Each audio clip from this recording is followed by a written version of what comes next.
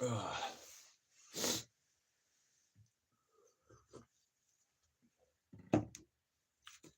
yeah, bollocks, yeah.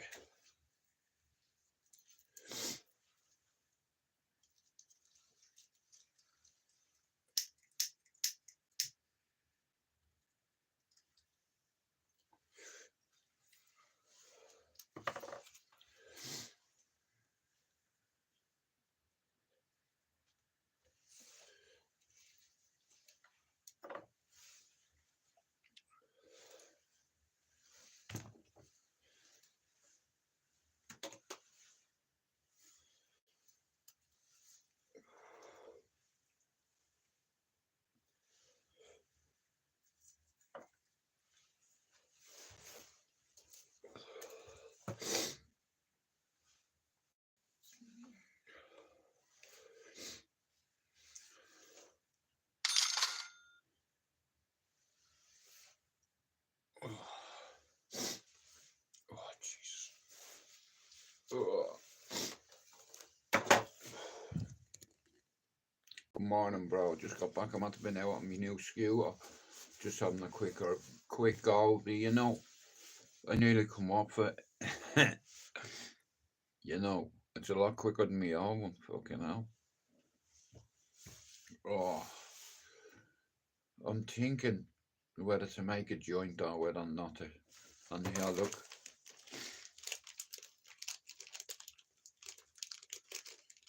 Oh, we have a belter here, bro. Ooh.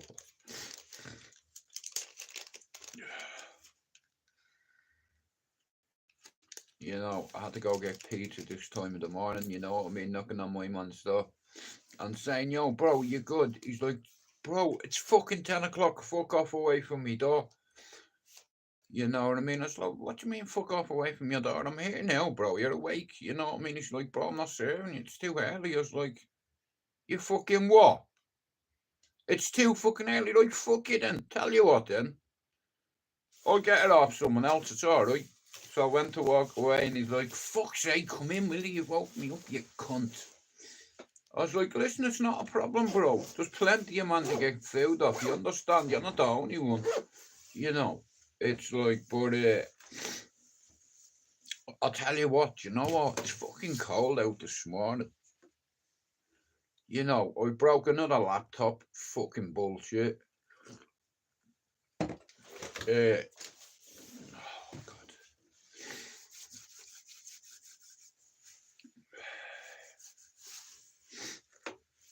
Alright, go on, you've convinced me. That's not serious, that. Or it is, my bad, sorry, it is. I'm mixing up, what's the other geezer's name? It's cold in Dublin as well. Nah, listen, Manchester weather, you get used to it, you know what I mean? It's always fucking raining in this city. I'm not a coffee fan, bro. Don't get me wrong, I don't mind an hour coffee. I like coffee, it's alright. If I've no tea, I'll drink coffee. That's the only time I drink coffee. You know what I mean? I don't need caffeine to be amped and hyped and no, don't you dare.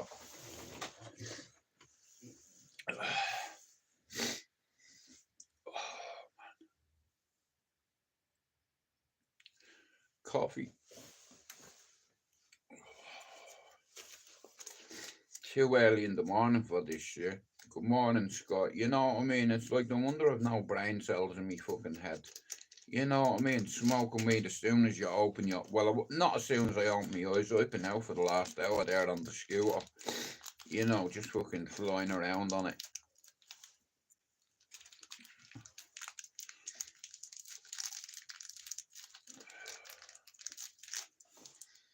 Oh, fucking hell, that's power, that. Woo, baby.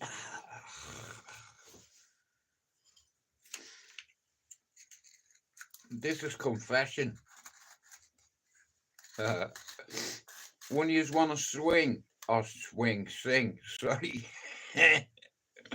Don't let me missus hear me say that. Do you want to swing? She'll fucking kill me, man. Sorry about that.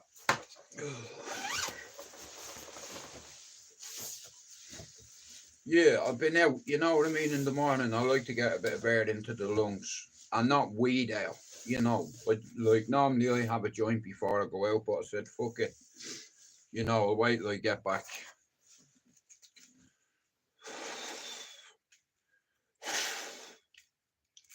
Come here, will you stop playing with me? Honestly.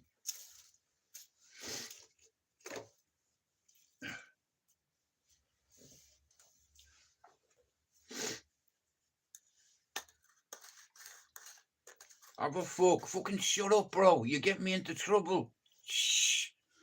Don't mention painting. Don't, in fact, don't ever mention DIY or I will remove you. And that's no lie. Hey, don't bleeding annoy my missus, man, about painting. She's Scott, man. I swear to God, I'll never forgive him. Dude, you do that painting? And I'm like, you fucking cunt, you're meant to be on my side. You know what I mean? When you put something into your missus's head, bro, here, listen to me, yeah? Once your missus thinks you're having fun, that's it. It's over for you. Like, I met my missus through doing live streams on another platform called Live Me. That's how I met Lisa.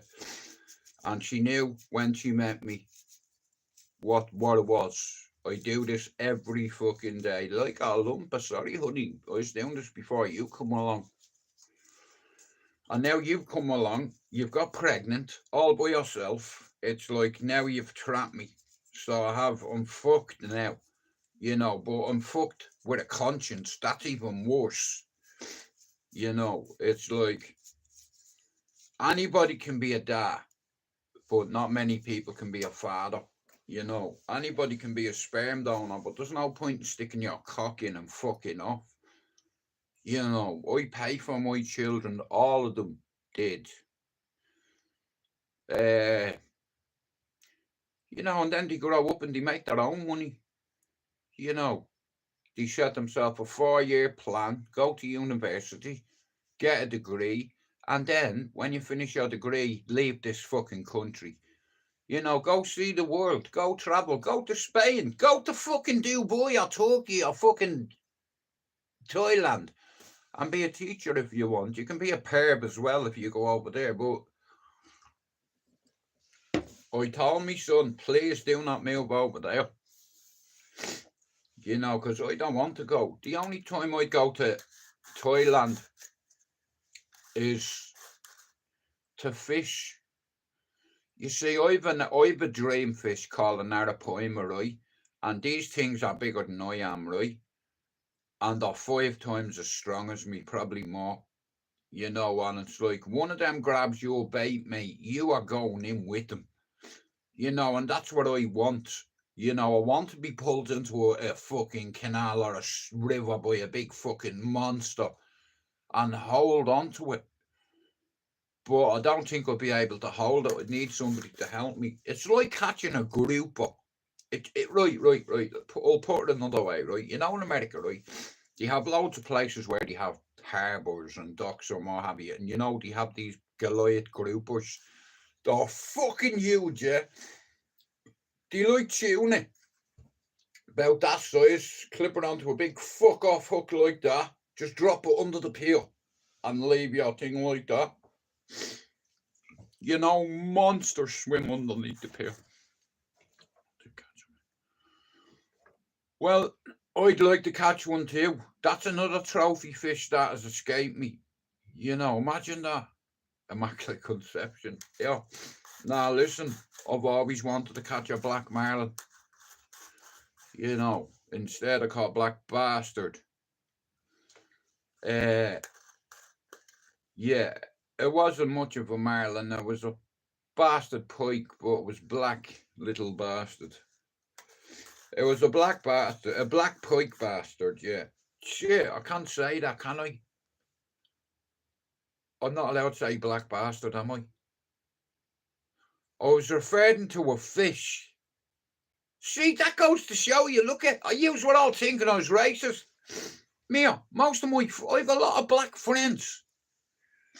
I'd never be racist in my life. I might be gayist, but I'm not racist.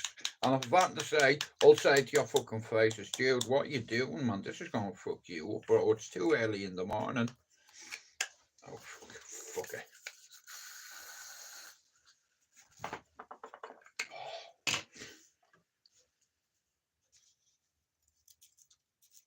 Wherever you go, that's where I'll follow. I want to get you and swallow.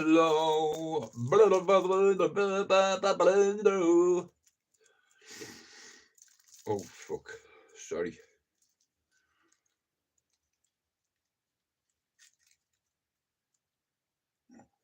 Jonathan, I don't want to catch your fucking shark. I want to catch a pike heavier than 47 pounds so I can beat me friend. But me biggest pike I ever caught was 17.4. In fact, that's the biggest fish I've ever caught. 17 pound for. I've never caught a monster. Listen, I'd like to be able to sit here and lie like a cunt to you and tell you that I caught a 55 pound pike, but it'd be a fucking lie. The biggest fish I ever caught was 17.4. And I didn't even hook it. I just landed it. I was fishing with my girlfriend and she dropped the rod. I was like, what are you doing? There's a big fish on the end. Like, yeah, why you dropped? That's what it meant. What do you think you're doing here? She dropped it. I had to reel it in. I only landed it. I didn't catch it. I just helped somebody in distress. And I'd say the biggest one after that was about 13.5. I've never caught a monster pike. I've caught big perch and big roach and fucking carp and shit. But I've not caught a monster pike. Never. It's eluded me.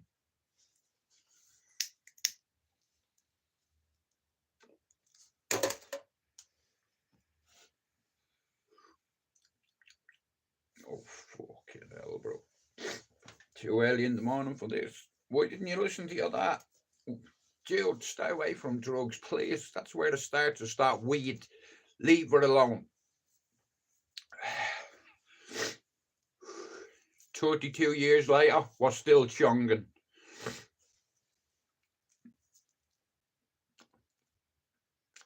You know what? I'd like to get a golf simulator. Now, I don't play fucking video games, right? I stopped playing video games years ago. My son plays FIFA and Fortnite. His name on FIFA is FIFA King. Anytime I play him, he beats me 10-1. So I threw the pad at him. I said, I've had enough here. You bought me a PlayStation for your birthday. Do you want to buy it back? Yeah, Dad, can I buy it back off you? Hang on a minute. You just fucking got it for me for a present and you want to buy it. You know what I mean? You don't use it, Dad. Right, fuck it here. Take it back. I'll be sitting there all day in the bleeding thing, you know what I mean? That's why I don't play video games. I'll be here all day.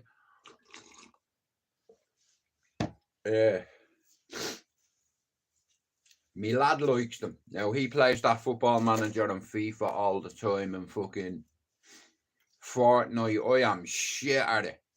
Literally, I play video games with anybody but my son. Because he just loves beating me. You know, and not just beating me, I mean fucking mauling me, like 10-1. You know what I mean? And he fucking scored the goal for me, or he give me a penalty on purpose. And I know the cunt was letting me fucking, he wasn't going hard on me. Do you know what? I'm in the fucking back here. It's fucking cold in here, you know, in the morning. So I'm gonna zip this up. You can all fuck off, man, I'm telling you now.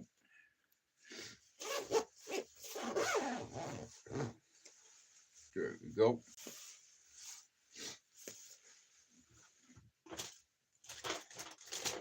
Oh, fucking hell.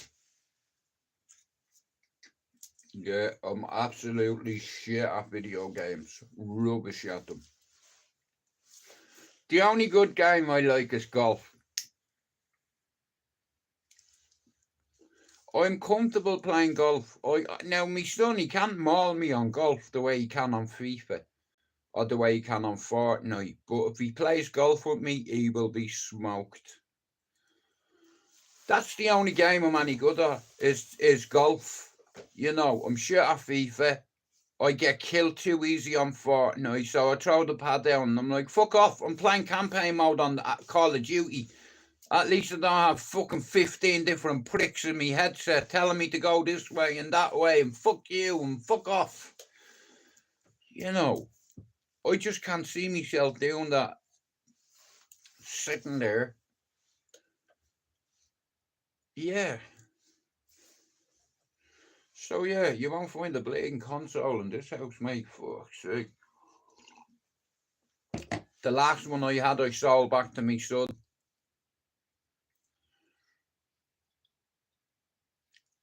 Well, listen, I give people names. I'm Fanny G. Fragno. You know, he's more of a fucking Gollum than he is a fucking Ragnar. You know, for fuck's sake, Valhalla, will you ever stop you? Here, Vikings don't give a fuck about their hands. You know why? Because they have a fucking spare one, you big sausage, you big wet weapon, you. Mia, you should give up golf because you are shit and you're not a tough guy because you were offered to fight people and you said no. But you tell the whole world how tough you are. Now, see the difference with me. I'd be honest with you. I wouldn't fight that guy because he'd smash me to bits. I wouldn't fight Shadowboxer either because he'd probably smash me to bits. You understand? And it's too controlled for me, where you have loads of cameras watching you. That's not good for me.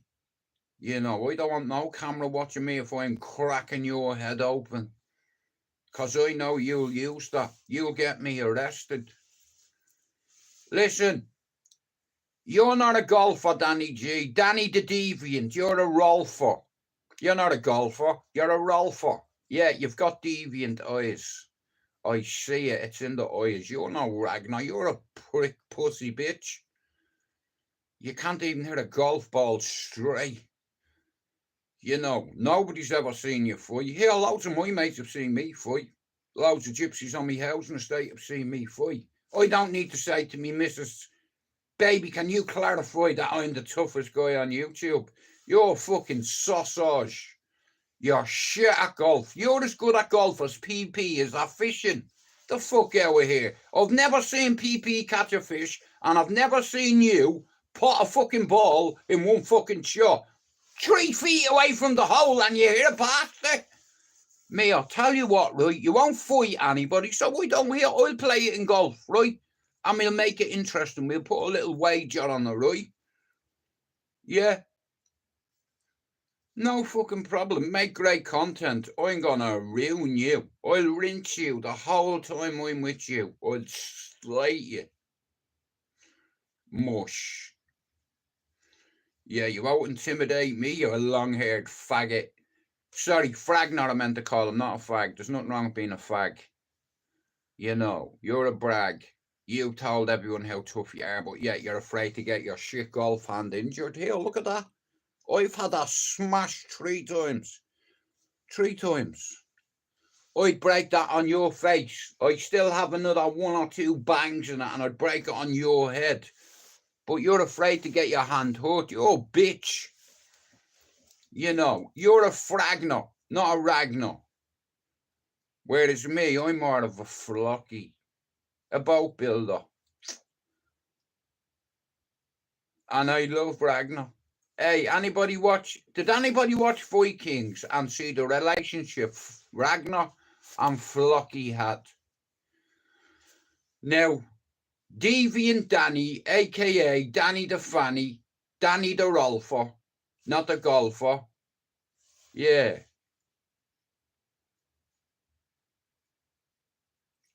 See him. He's a scumbag. Do you ever hear the way he talks about his missus and saying to us, why would you want to say that to your missus, babe? Remember when I bit this fella's face off? You were there, weren't you?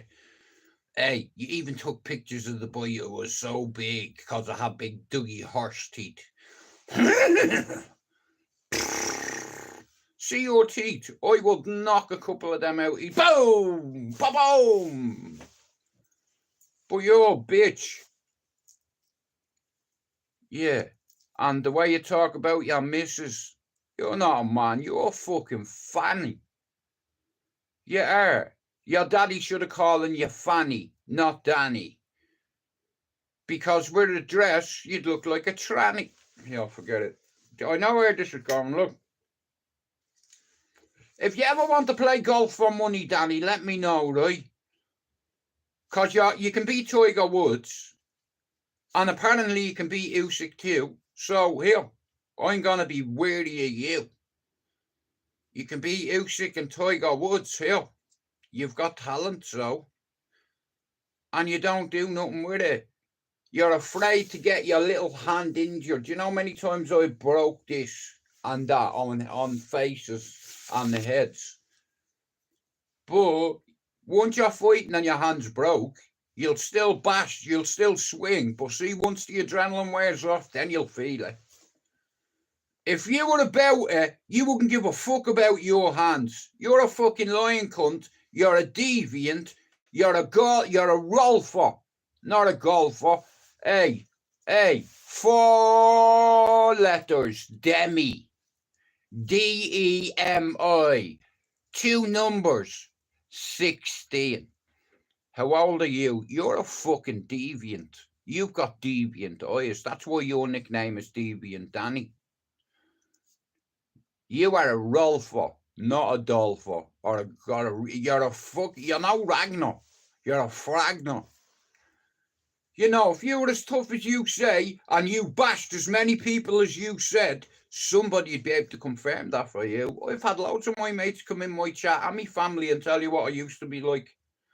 You know, I'm not a tough guy or a hard man or a fighting man.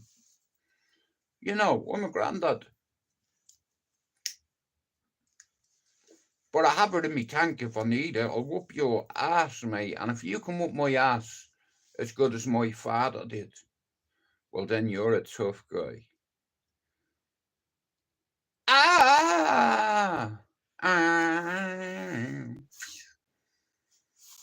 Me dad beat the brakes off me when I was a kid.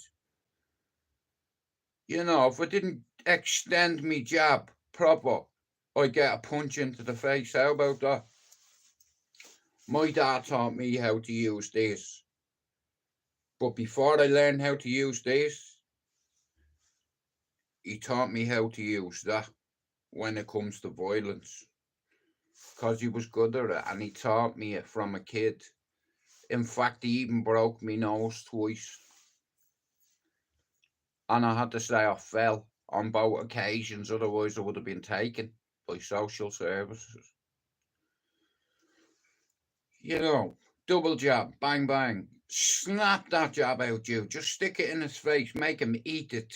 So it's like, you know what I mean? It's like, me dad, he wasn't perfect, but you know, he believed that I needed discipline because I was too wild, you know.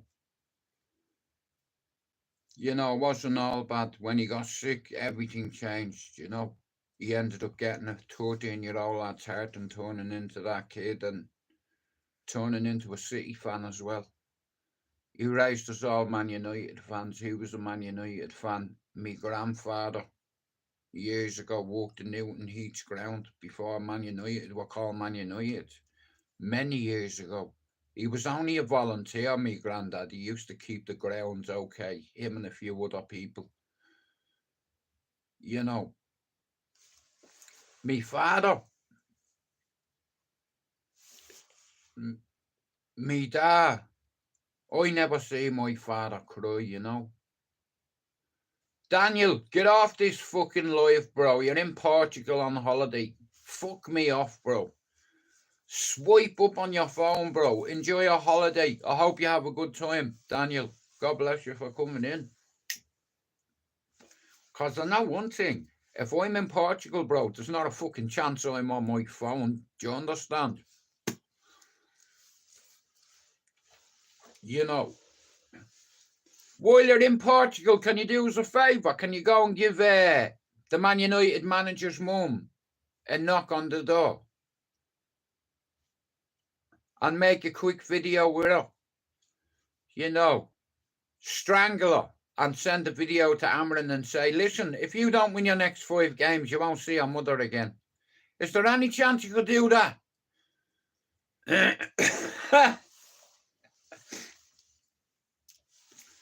Oh, stop, man. I just booked mine there a few days ago. I've never been away. You know what I mean? So I'm not going away. It's just local. You know, I'm afraid of planes.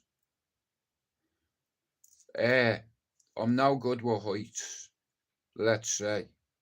And you know the irony in it? I used to be a scaffolder for 7 years, and I'm afraid of heights. When I say height, I mean proper heights, like airplane height. You know, I get vertigo. Everything starts spinning. It feels like I'm doing a front flip in slow motion. You know, I'm terrified of heights to the point where I'm like that on an airplane. Do you know, if it fucking even does any turbulence, mate, I'd have a heart attack, honestly. You know, you have to know your enemies in life, and I know who I'm afraid of. I'm afraid of heights. Nah, fuck the fall, bro. If you fall down, you don't need to worry about it. You're dead. You know, so you won't feel it. Once you hit the ground, bro, you won't move.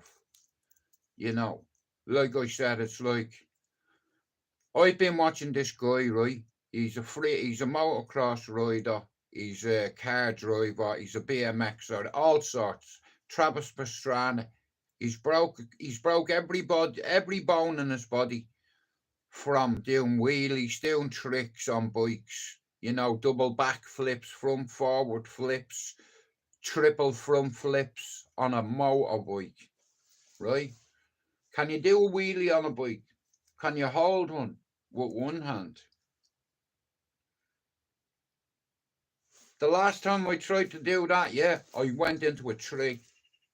So, don't being a dickhead.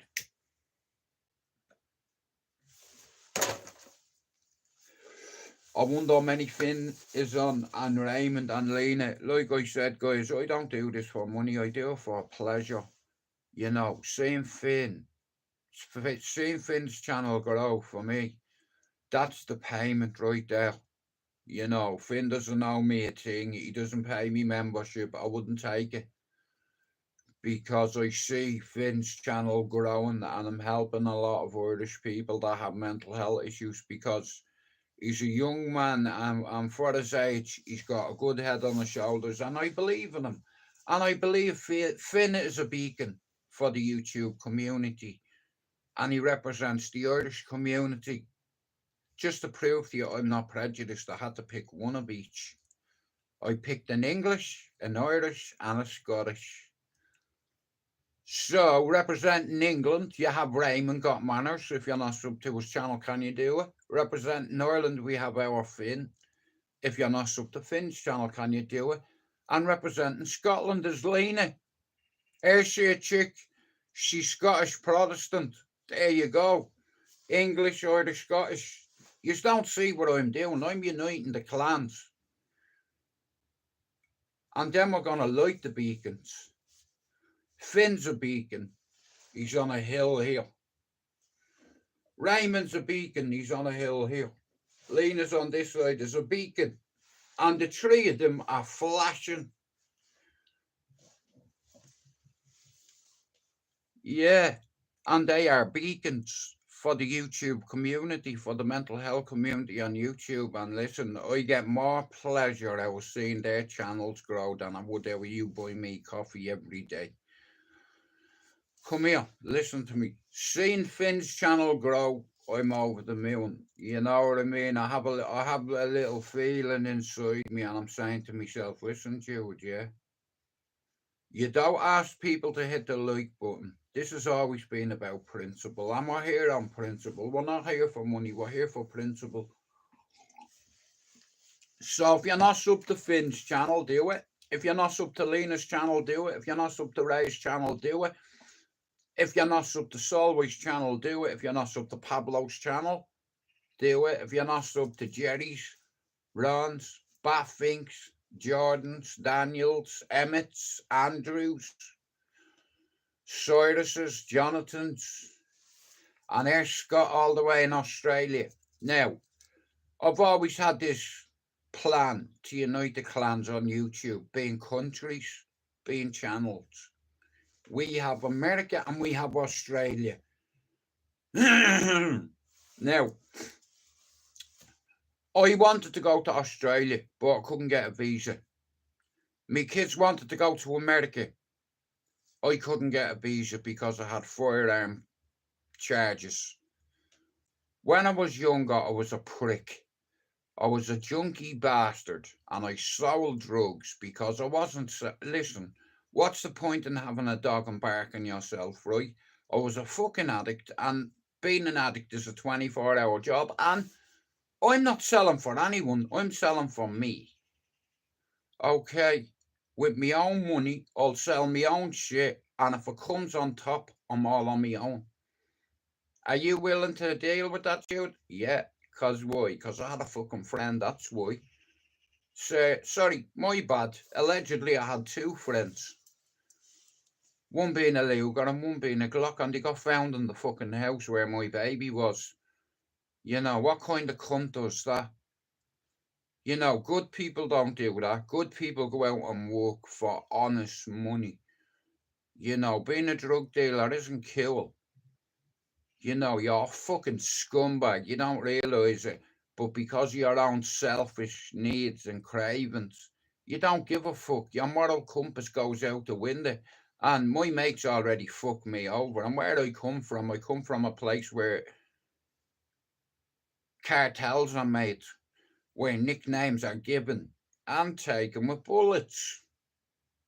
I lived that life. Do you understand? Have you ever shot anyone before? Hey. I bet you'd puke your guts up when you see them pissing like a... Yeah, you better get something on that, mate, right? I'd say you've about 4 minutes looking at the way you're bleeding. I'd say 3. Now, if I was you, I'd take my shoe off and I'd take that lace down my fucking shoe real quick, mate, and make a tourniquet, or you're going to be dead. You're going to bleed out. Allegedly, I shot a fella, right? Because he robbed me. Now, the only reason I did it was because it was driving me crazy. It's like because he stole something from me, right? He robbed me. This guy, I'll tell you this particular story, right? When I was selling drugs, right? And it's not clever. I was a fucking scumbag. Only scumbags sell drugs, especially heroin. But I was an addict at the time, and I didn't give a fuck. You know, I was a selfish little prick, in fact. And rather than having to go, see, at the time I lived in the centre of town, and I'm from Ballyfermot, I'm from the south side, right? Now here, I could sell heroin in Ballyfermot all day, and nobody would say boo to me. Now, it's a different story when you're in the city centre and you haven't got the backup of your mates, you haven't got a cartel of mates behind you. I haven't got me mates there that used to have me back and have me 6 in the asylum. It's different. So I went out on my own, and this fella robbed me one day, and I went home and I was like that. You know, I got sick. I'm not gonna lie. It's like I've been in prison and I've been afraid, and I spewed me ring up because I was afraid when I was in jail. I wasn't a tough guy. You know, I was a scared little bitch. That's what I was. And when I was selling drugs, I was an insecure prick. Now, I only sold it to adults. Do you understand? It's like, but the fact that I sold it in the first place is immoral. You know, but I listen, you always go back to what you're good at. I'm at 15. I started selling drugs at 15 in a nightclub, and guess what? All me mates can tell you. You know, like, I don't need to, I'm not trying to impress you because it's fucking stupid. And when you're involved in criminality at the highest level, you know, like, it's not cool. You know, you've got a fucking son in your house, bro. What you fucking doing? You know, you've got a weapon under your fucking pillow there, bro, or under the fucking bed. You understand? Well, it wasn't under the bed. It was hid a bit away from the bed, but it's not the fucking point. The point is, I felt so insecure that I had to have a weapon near me, and I'll fucking use it. So I went out this day on the motorbike, put the helmet on, and when I went to this, I got a phone call off this guy, right? I didn't know who he is. Hey, Pablo. And basically, I went to meet him. So I pulled up in Sheriff Street, near Sheriff Street, near the flats there. And as I was taking my helmet off, next of all, I felt this in my neck. I felt that in my neck. And I heard a fella going, Jude, you better give me what you have in your mouth now, or I'm going to stick this in your neck. I got a fright, I spit it out. And there was only 4 bags in my mouth, £80 worth of stuff he got, right? And after he robbed me, I was like that. I went home, I got off the fucking bike, yeah, and I was like that. I had to go in, I went inside, I got fucking sick. The guy took something from me, right? Pablo, he fucking robbed me and shook me. Do you understand? Good morning, Fred. He fucking shook me, and that was my bread and butter, Pablo, right? So, no. So, anyway, like I said, I pulled into Sheriff, right? Hey, Solway, I'm taking me helmet off. Next of all, he comes behind me. Pablo, listen, I'm not getting fucking AIDS for 4 bags of heroin, so spit it out. I said to him, see you. I'll see you again. He's like, oh, yeah, I'll be looking forward to you, prick. And legged it. And I was too shook to chase him. I'll hold my hands up. He put the fear of God into me. I was like, this isn't for me.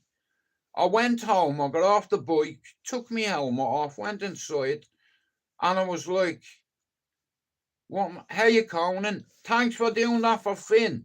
So, basically, this fella robbed me, and he shook me, and it's like, I'd no business. Pablo will tell you what Sheriff I was like back then. Pablo, I'm talking 1992, 93, and no, Pablo, wait. No, that's a lie. Sorry. My bad. No. I come to England when I was 18. I come back at 19 because Dylan's mum was pregnant and she wanted to have Dylan in the rotunda. Pablo, I got a criminal record, a list like that. Pablo, I was a dad. I was going to have a son in a few months. I tried to get a job. I couldn't get a job because I had a criminal record. No one's going to take me on. It's like, so I had to resort to something that I knew how, which was selling drugs. So I started selling heroin when I come back with £800. I went and spent the £800, and within 2 hours, I'd quadrupled me money. So then the money I made off that, I moved into the city centre and start operating in there and distributing, allegedly. And I had a couple of warnings, but when that fella robbed me, I'm not joking you, I lost me nerve. I lost me fucking edge. I didn't give a fuck, but this geezer put the fear of God into me by what he did. And it was in my head, I couldn't sleep. So I knew a couple of lads from Sheriford, and I said, bro, that cunt that robbed me 2 days ago? My man goes, dude, listen to me. If I see him, I'll ring you. I said, tell you what, yeah, if you see him and you ring me, tell me where he is, and I'll give you £100 worth of gear, all right? 2 days later, I got a phone call. Me mate said, Jude, you know that geezer? I said, what geezer? He said, the one that robbed you. I said, yeah. He said, I'm looking at him right now. I was like, where is he? I jumped up, helmet, out the door. I just had to do a little stop to get a friend to come with me. So I went and got my friend. I put him on the back of me. And I went straight down to Sheriff Street. I'm outside the flats, Pablo, right? And you know how crazy them flats are. There's loads of shit going on. Me mates says, Stu, you see that flat over there with the red door? I said, yeah. He says, that's where he is.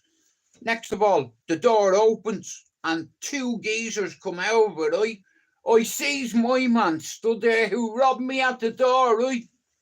Me mate's like, are you going to sort me out? I said, I'll sort you out later. He said, bro, you said it for it. I said, fucking keep your voice down. Shut your mouth. Stay there.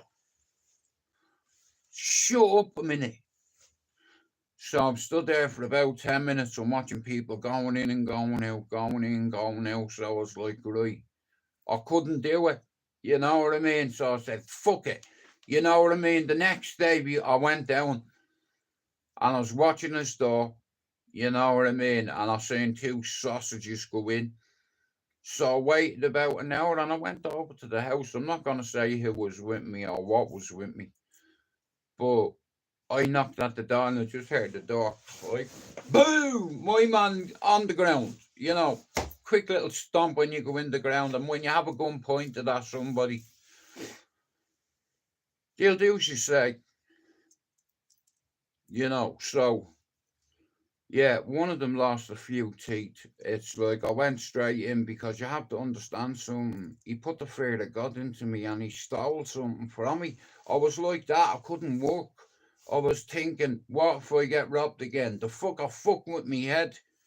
You know, Pablo, he stole... Pablo, he may as well have stolen all the fucking drugs I had.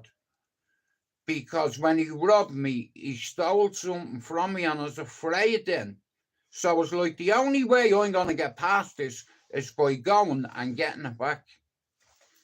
What I didn't know was the night before or the day before that, this fella was after robbing somebody for nearly half a kilo of heroin. Right? 28 ounces in a brick, isn't there? In a kilo, right? 1,000 grams, yeah. So anyway, how are you, Daryl?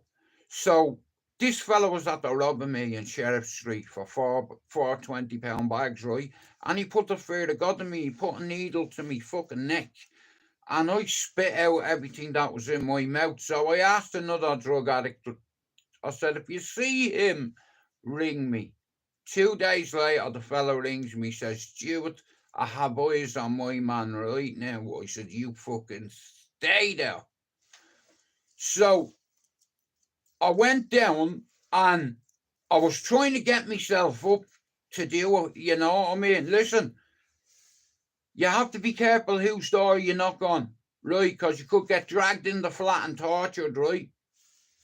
Now, this fella was dangerous, super dangerous, right? So I'm like, we'll see how dangerous you are when I have a 9 pointed at your head. But anyway, listen, so I was terrified. I couldn't do it.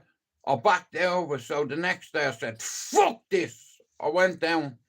And it's like I waited and I watched the door for about an hour. I seen a couple of people go in and out. So I said, fuck this.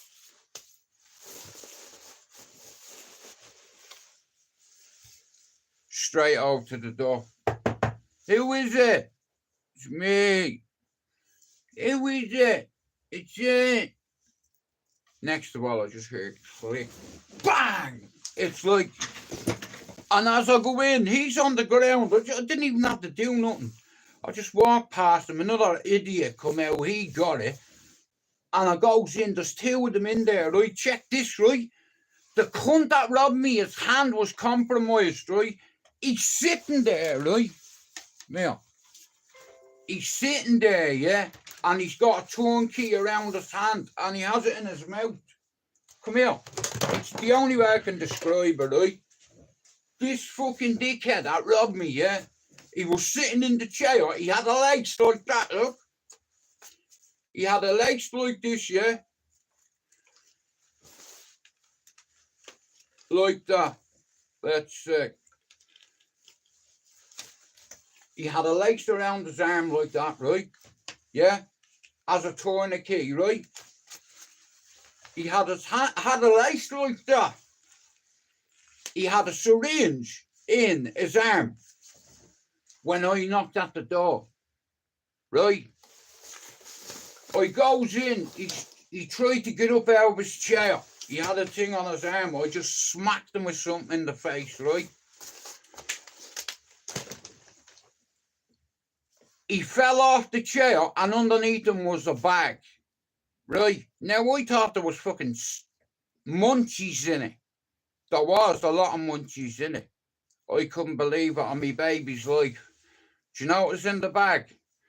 Nearly 14 ounces of heroin. Do you know how much that was worth back then? He said to me, "You're a dead man. I know where you live." He said, "You don't know who owns that?" I said, "I don't give a fuck. I'll tell you who owns it. I do." You know what I mean? And I beat his ass. It's like, and I took it back. You know what I mean? Because I was afraid. You know, and the only way to be unafraid is to beat the shit out of him and take it back. And I did it. And there's no difference on YouTube. Someone stole my channel, so I got it back 6 times, not just once. I didn't just get 660 subs, or 1,200, or 1,800, or 24, or even 3,000. We're nearly on 3,500. You know. But anyway, I swear to God, it was like Christmas. I didn't exactly count what was in the bag right there. I just grabbed it, looked what was in it, folded it, put it in my pocket, smacked him with a Luger a couple of times, pistol whipped him, and took back what he took from me. Simple. And you know what, Pablo, see, the next morning my door went in, and I was at the parceling up a few of them, Pablo. I should have hidden them. The next day, I can tell you the date, the 12th of September 1993. My door went in, bro. I had fucking, they had fucking AR-15s pointed at me from Star Street. I can even tell you the copper that nicked me. Detective Larry Duggan and Yvonne Banbury. Google their name, Star Street Detectives, under Mickey Finn. Now, Pablo, you know who Mickey Finn was. He was a cunt. But he was a copper, wasn't he? Pablo, they found with it, right, they come to the house, they raided the house and they found something in the house, right? I'd no business having a gun in the house, right? It wasn't mine, but I wasn't about to tell them who owned it. You feel me? Listen, it's in my possession, so it doesn't matter whether Pablo owns it, Chopper owns it, Scott owns it, Solway owns it.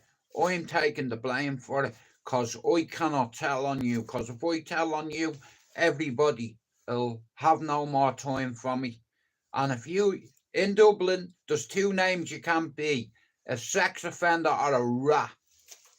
And where I'm from, you don't tell on anyone. My friends know my past. I wasn't a tough guy. You know, if I was so tough, why did I need a weapon? I was on my own. You have to understand something. I have a kid in the house and you're not going to rob me. You know, I'd fire through the fucking door and shoot you. You know, at that age, you know, I wasn't the same dude I am today.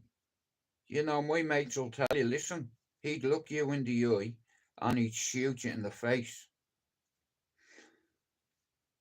You know, it's not personal. It's just like, you know, just give me what you have and I won't hurt you. You know, good morning to you, Finn. Now, listen to me. I'll be honest with you. Like I said, I was a drug addict, yeah. And when I come back from England, I couldn't get a job. I was after having a new baby. Well, I didn't have the baby. The ex had him. And babies cost money, okay? And it's like I couldn't get a fucking job. And the dole wasn't cutting it. Do you understand? My son didn't ask to be born. So I had a duty of care to my son to provide for him. No matter what, it doesn't matter how you feed your kids, as long as they're fed. You know, hungry is hungry. You know, and I come from in a state of loads of drug dealers who went on to be cartel bosses. How about that? Allegedly. You know, some of the people I've been around. Hey, real fucking dons from Dublin. Real here. I carry myself a certain way. Okay. You know, and years ago, at 15 years old, I was a cocky little prick. Up until I was 18. I was involved in the dance scene. I was involved with the asylum, and because of that, I end up getting my cards marked forever in Dublin. Listen, I don't give a fuck about allegedly. Fuck all this allegedly, right? The Hutches, how about that? Now, Eric Hutch come into the asylum, okay, and fucking sold ecstasy in the asylum, yeah, and stood in front of me and went, you know who I am? Now listen to me, yeah. Do I know who you are? Bang, do you know who I am? Now you shouldn't have signed that. Now what I didn't realise was he was a someone, and he come in this nightclub. Right. So at 15, I was manipulated. Well, you didn't need to manipulate me. I was a crash test dummy, and dance music had hit Ireland, and most of the people around my age were all mad into dance music. Now, I was given an opportunity to sell ecstasy in a nightclub, and I took the job.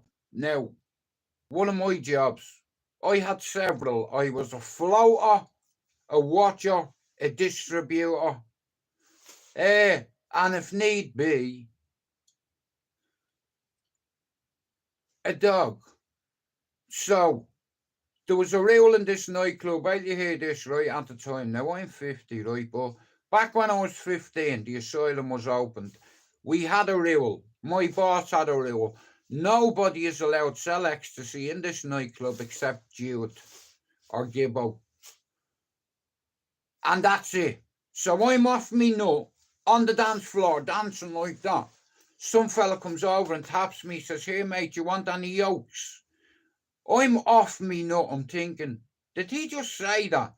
I said, say that again. He said, you want to buy any yolks? I said, many have you got? He said, many do you want? I looked across at my dog, the fella who was watching my fucking back, being rusty. You know, it's like mad bastard, rest in peace to him, you know. And Eric Hutch was dragged into the toilet. All his money taken off him, all his drugs and all his jewellery now. He had certain jewellery that was given to him by Granny Hutch herself, right? And it was stolen off him, right? He said, do you know who I fucking am? Do you know who my uncle is? I felt like saying, do you know who mine are? Fuck off, smack in the face, yeah? He got thrown out the back door. Pablo, what we didn't realise was he was a somebody, right? That night, 3 girls come to the asylum, yeah. Now there's 2 people that are dead. I can't confirm this, but there's about 50 people in there that night. I can tell you. A girl walked up to me like that and put a gun to me head. A girl walked up to me and put a fucking gun to me head. Do you understand?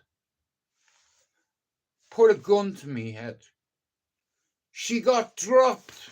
She looked like a man and anyway, but see this girl straight away, bang, straight to my head. You know, it's like, and then they come to an agreement. The following week, right, so this guy got punched in the face and he was a somebody, right? His uncle ran most of the nightclubs in Dublin at the time, in the city centre, right? His uncle and other people that his uncle are allegedly involved or whatever, right? you know how it works, right? If you control town, that means every nightclub in the city centre is going to pay you so the club doesn't go on fire in the middle of the night. Do you hear what I'm saying? Anyway, this fucking, I always wanted to be a crash test dummy, yeah? I always wanted to, in order to prove yourself, you know, you have to do things to prove yourself, you have to put the work in, right? So, I was offered a job off Eamon O'Sullivan to work in the asylum. He said, listen, you're a tough kid. He said, I know all about you. I know who your mates are. I know who your family are. He said, but you can't tell your family that you're doing this for me, Jude. Because you get me in trouble, you know that, don't you? I said, listen, I ain't telling anyone. Fuck me family. You know what I mean? It's my decision. So I decided then to take the job up, and I started selling in the asylum, and it was fucking brilliant. And loads of people from different parts of Dublin tried to sell in there. People from Kilbarrack, from Ballymun, Finglas, Clondalkin, Tally, you name it. But all the Southsiders stuck together. But anyway, the Hutches wanted the asylum. They wanted 50% of all earnings that was made in the nightclub. And my boss said, here, you can stick your 50%. You're not getting it. I'll give you 20. How about that? He said, all right, so tell you what, how are we going to sort this little My nephew was assaulted in your nightclub last week. You owe me for that. You know his own, right, okay, so this guy come in the asylum, a kid, the same as me, selling ecstasy, and he was a somebody, right? Now, policy being, anybody who was not from Ballyfermot was selling in this fucking nightclub, yeah, were taken in the toilet, everything was taken off them, and they were thrown out of the nightclub. Simple, right? But this person was a someone. And he kept saying, do you know who I am? Do you know who I am? Bang, I smacked him straight in the face.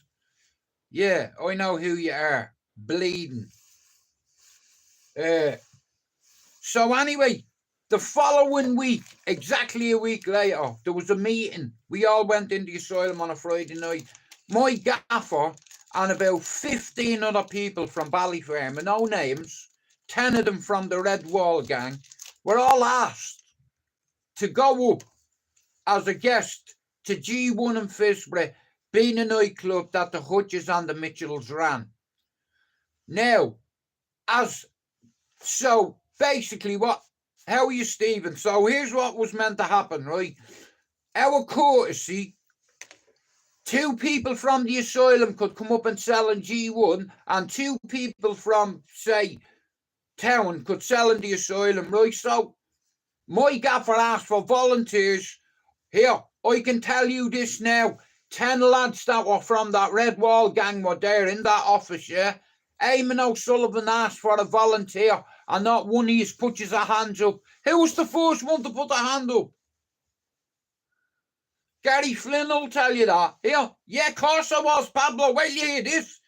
So Gary Flynn is going to come on my live in the next month, and we're going to go back. Pablo, remember I was telling you, I was with a fella one night, Gary Flynn.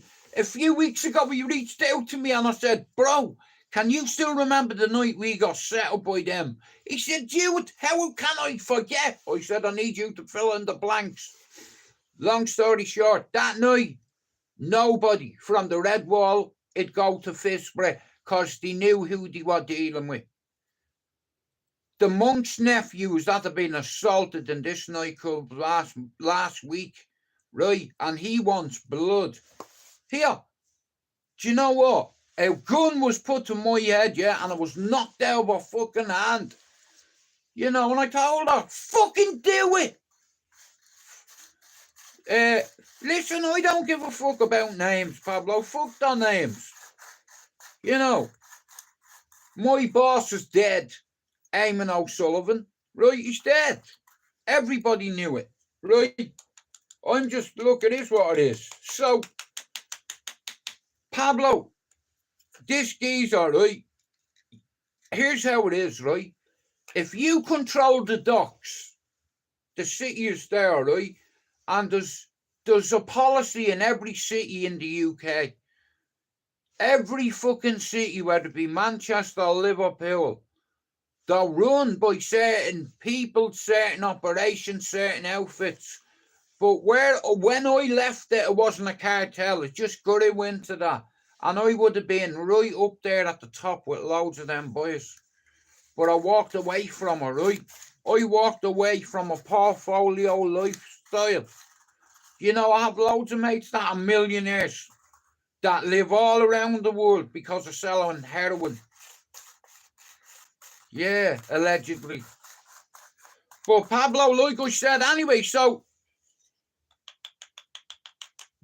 the following week, Eamon O'Sullivan asked for a volunteer. None of them would go. So I put my hand up. In the end, he let me go.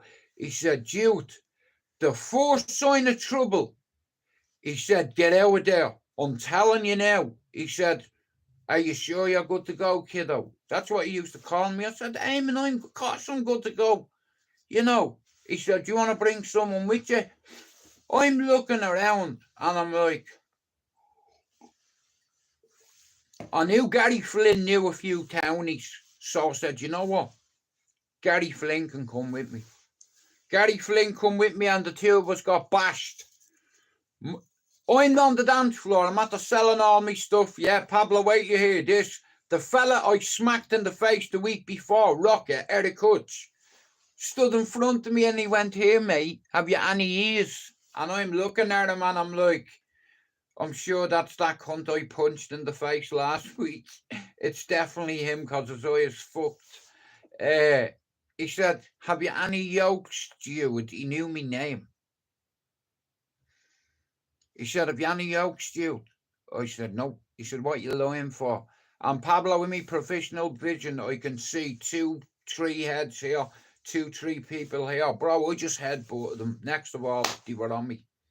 I can't remember much of it, but I got bashed. They took every penny off me, every pill, beat me ass. I'm looking across to see where Gary Flynn is, and I'm looking, and they've got him surrounded as well. They took about 5 grand off me and Gary Flynn. I'd about 2,800. Gary'd nearly fucking £1,800. So, you know, they took like nearly 5 grand off us that night. Bashed us and fucked us out. You know, they split my eye, me nose, me lip here, they split it. I mean, I was hit and see me lip ripped. So I'm flagging a taxi, no one will stop. I flags the taxi. I goes back to the asylum. I get out of the cab. And Frank, it's like the head doorman. It's like he's looking at me. He's like, what the fuck happened to you? Who did that? Get in there. I goes downstairs. I goes in the office. Next of all, there was about 20 people in the office from Ballier. Loads of boys from the Red Wall. Loads of lads I grew up with that I looked up to, and they're all like, what happened to your face, Stuart? I said, I've just been set up.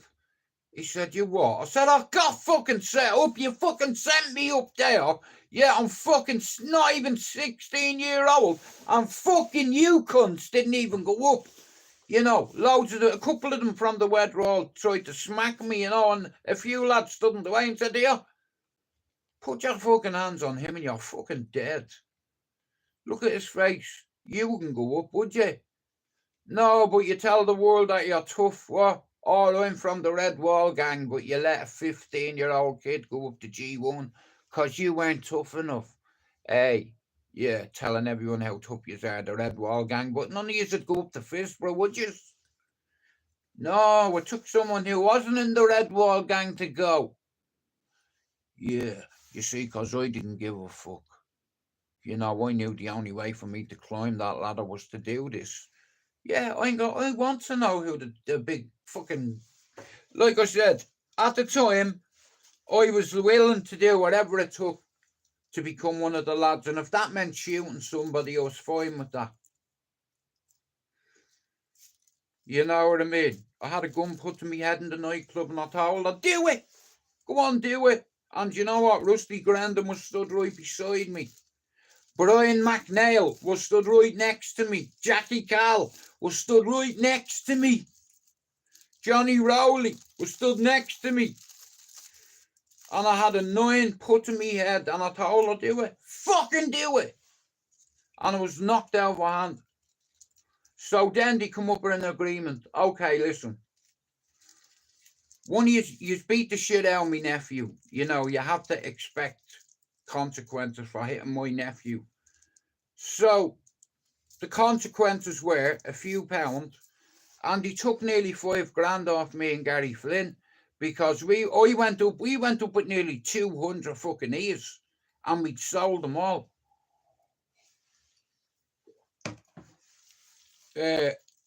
Nah, Scott, listen to me, yeah. Allegedly, this man ran the city centre, you know, and his family and other families, and Ballyfermot had no business being in there. Starsky and Hutch, crazy. But anyway, like I said, I went up to that nightclub that night, and me and my friend, we got bashed, and he's going to come on and talk to it. He's going to come on and tell you about it. See, I only remember so much, but he reached out to me. So, Gary Flynn, if you're watching this now, yeah, whenever you're ready and you want to come on, friend, let me know, because I'm sure my viewers would really like to hear this story. You know, like I said, we went against one of the biggest families in the city centre, and he didn't do nothing. All he did is, I got bashed, yeah. I deserved that. But, yeah. Like, don't get me wrong, I am scared of people. Like, anyone who says they're not scared of certain people, you're lying. I know I've told you I'm not afraid of them, but I am scared. And if I ever get in fights, I'm scared. Because I don't want to get hurt, you know. But at 15, I was giving me first test. And I was going against one of the biggest families in the city centre. You know, I'm from Ballyfermot, so is all my family. I want to be a bowsy and a criminal and a thug and a drug dealer, so this is the way to do it.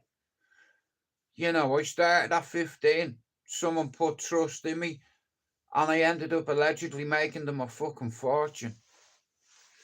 You see, what happens is, if you walk in a nightclub allegedly, over the weeks, you get accustomed to the clientele. You become familiar with the punters, the staff, the doormen, the DJs. Shout out to that fucking dickhead as well. No, he's not even getting a shout out. I will say this though, Keith Farrell, see you. You will not be allowed back in Ballyfermot, you gaylord. I am not racist or gayist, and if I've had to say, I'll say it to your fucking faces. Come here, I need you to do me a favour, guys. If you're not sub to Finn's channel, can you go do it? If you're not sub to Lena's channel, Ayrshire Chicken, you go do it. If you're not sub to Raymondo's channel, can you go do it? I am not a gay. Can you go sub to Solway? Because I am not a gay. Yeah, Solway's been here from the fucking start. And he's a pal of Ronan's, and I get on with Ronan because Ronan helped me. So, Ronan basically said to me, Jude, you're a beacon for the Irish community. And that's the nicest thing anybody's ever said to me on YouTube. Ronan said, Jude, see your channel is going to work. Like I said, I have this thing, what I said to Pablo years ago, build it and they will come. I built it, I've laid a foundation being 3,485 subs. I'm 15 away from 1,300, 3,500. Now, when I come on here, Pablo helped me. Listen to me, yeah, I'm a survivor of suicide. I'm here to help. Money doesn't do it for me. You see. Here, I would love one of you to go and say, or go and look and see where I've ever asked you once to hit the like button. I told you, this is our principle. We had to do this the noble way by not charging people a cent. You know, it's like, I have my life. You know, this is a job for me. You know, I have people on a monthly basis that reach out to me on Instagram and say, Jude, you have saved my life. How have I saved your life? Because the way you speak about suicide and surviving that, and every day is extra. Once you survive suicide, I'm a survivor of mental health. It's never going to go away, but I'm here for the battle. I'm fighting every day. You know, there's people worse off than me out there, you know. I have a home. I have several homes, in fact.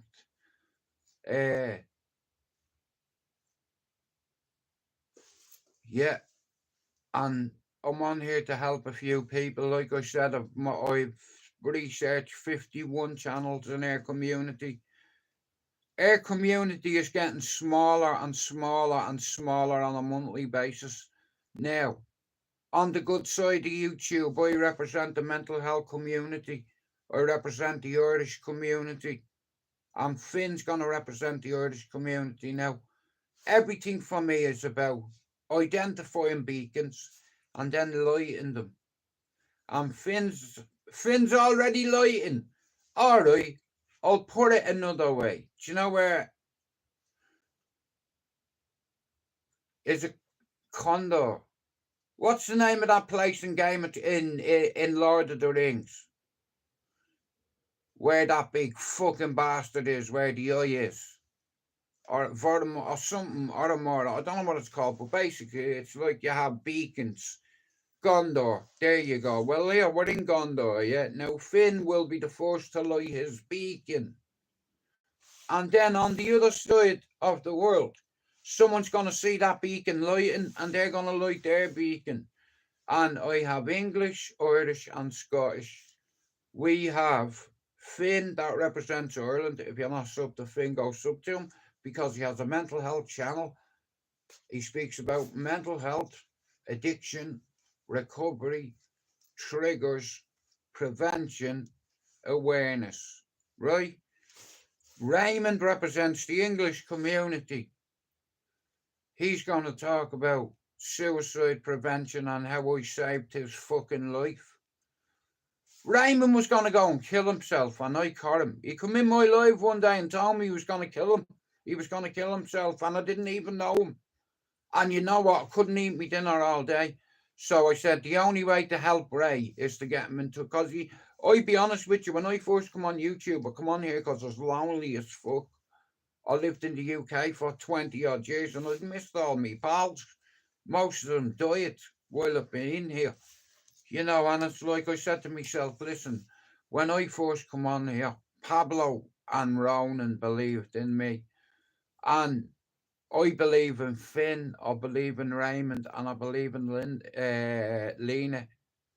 I've added Solway to that list as well. And here, like I said, listen, every 28 days, I'm going to focus on 3 channels. And I had to be, at the very start, Finn was going to be top of that list. Then Lena. Lena is Scottish Protestant, you know. She's a Rangers fan. You know, and it's like years ago here, I wouldn't have, this is how far I've come. I used to be a racist. I was a queer basher. I used to go and beat up people because they were gay with me friends when I was younger because we thought it was cool. But I was a fucking bowsy. I was a tug. I was ignorant, belligerent. You know, anybody that goes and picks on somebody because they're gay is a fucking sausage, you know. And I used to pal around with people that got nourishment out of that, you know. But then I grew up, you see. My mates will tell you back home. Here, see Jude. Now, because of my demons, I've had mental health with me all my life here. Imagine setting your brother on fire. Well, not by not meaning to kill him, But doing that one day, and you know, by the end of the day, see his little beautiful face. Look how handsome it is. It was burnt off him, crisp. He used to come to me burning, saying, Jude, open the door. Bro, open the fucking door. I can't open the fucking door, can I? How can I open the door when I've been blown onto the balcony? This is my strength right here. That's where I get my strength. You see, I'm a good person and I'm mentally strong. Because me daddy taught me that way. And you see that little fella there? Imagine every night you closed your eyes. He used to come to you on fire. And I did that. But I was only a baby. But it destroyed my life. And that's why I've a mental health condition. Several. I've got complex post-traumatic stress disorder because I set my little brother and sister on fire. At 4. Irony, it wouldn't work now, but it worked that morning while I was a match. Will you fucking work? But like I said, now I was never able to look at that photograph without getting upset. I was never able to look at that without getting upset.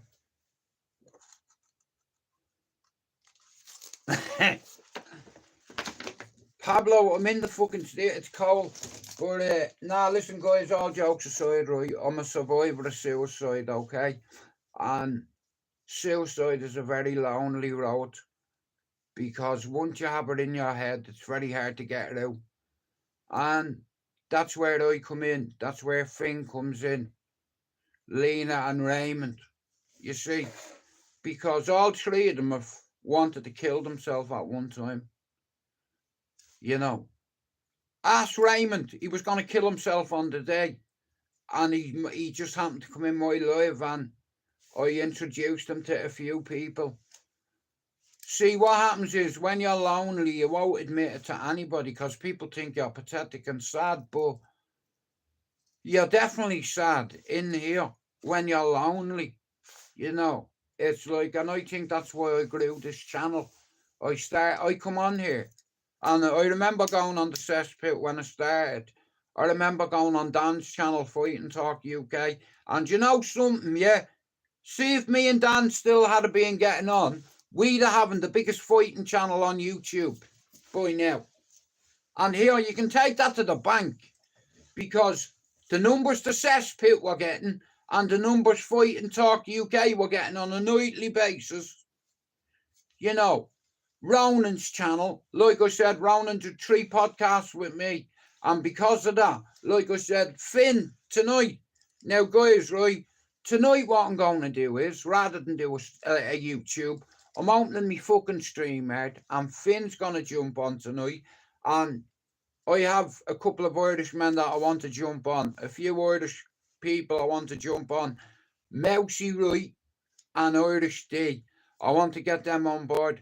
I've reached out to a few people that have said to me, Jude, I'll back you all the way. If you need anybody subbed, if you need me to sub to anybody. So in the last 2 weeks, say I've been asking people to sub to Finn's channel. And he's on he ended up in 2 weeks, he's got over 140 subs. That's impressive. You're going for an Indian. You know what? I've not had an Indian in ages. You know. Just be careful you don't get scalped. You know, fucking hell. I've seen them, bro, in the movies. They don't hold back them Indians. Now, so, I have this belief where I see a few beacons on YouTube. Beacons of the hope. Finn, Lena and Raymond. Raymond is going to represent the English community. Finn is representing the Irish community. And Lena is representing the Scottish and English community as well, because she's Protestant. Bro, I was just saying hello. I just mentioned it before. So, Mousy, right, so tonight, I'm doing a StreamYard with Finn. So if you want to jump on board, bro, come on and say hello, because I'm here to bring a few Irish channels together, you know, and I'm going to do that. You know, no matter what you do it as a fucking champion. And it is what it is, I've told you.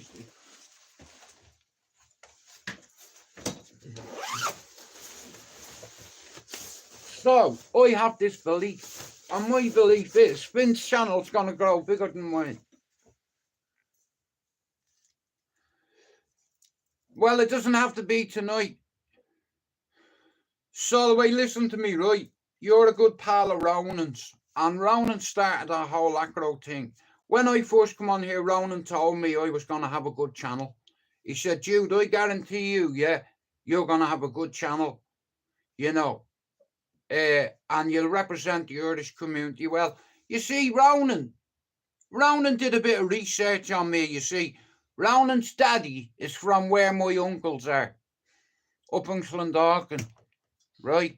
And before I done a podcast with him, he done a bit of research. Hey, put it this way. PD come on here and told all yous one night when I was on the cesspit that I did A, B, C, D, and E. Now, what he told you, 75% of it was accurate, but 25% of it was bullshit.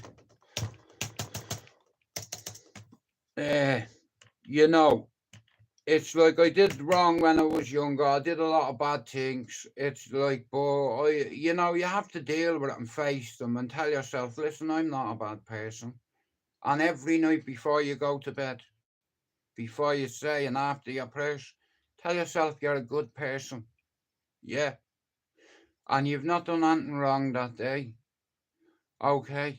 Before you close your eyes. It's another coping strategy, and I wasn't given it. A doctor didn't give it to me. Me Auntie Carmel gave it to me. Finn, did you watch that documentary? But listen to me, whether it be tonight, Mousy, or tomorrow, I'm going to get 3 or 4 Dubliners to come on the panel, and we'll go from there. Every time there's a boxing event or a UFC event, I'm going to do prediction and reaction videos. Now, any of my mods who are a fan of UFC and boxing are more than welcome to jump on board. Now, myself and Spencer. Now, Spencer McDermott loves his boxing right now. I named this channel STRAIGHTOUTTABALLYER because that's where I'm from. That's where my mother was born. That's where she was raised. That's where my uncles were born and raised on Landon Road. Now, I'll tell you something about my family, okay?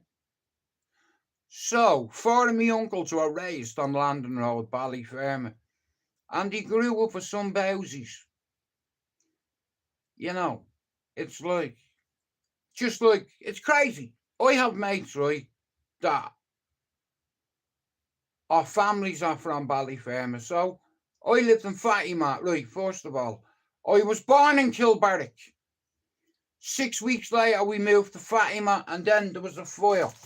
In 1979, I lit a match under a bed. By the time I got out from under the bed, my hair was on fire. My brother was asleep. My 7-month-old sister was in a cot, right? And I couldn't get them out. I looked in the hall and there was a crate with milk bottles in it. I upended it, stood on it. I opened the fucking door, mate. And as soon as the door opened, I got blown onto the balcony a couple of feet, right? And they ended up dying that day. And every time I hear an ambulance or a fire brigade, I'm reminded of fucking killing them. Even though I was a baby, it never goes away. But he used to come to me on fire, telling me that I was a shit brother and I killed him. Imagine having that to live with before you go to work every day. Knowing that every time you go to sleep, either him, them, or one of me 20 mates is going to come to me with bullets in their head. You know that movie, American Werewolf in London, where his friend gets mauled? That's how I used to see my brother now. In all fairness, he's not come to me on fire in years. But a few months ago, he come to me, my little sister come to me, and I'd never seen her face, but I remember I've seen it in a dream. You know, but so my agenda here is to grow a few channels, whether it be English, Irish, or Scottish. If you're a mod on my channel, it's for a reason. You know, and it's like, I'm not a fucking tough guy, a hard man, or a fighting man. You know, fighting's a young man's game. I'm a grandfather.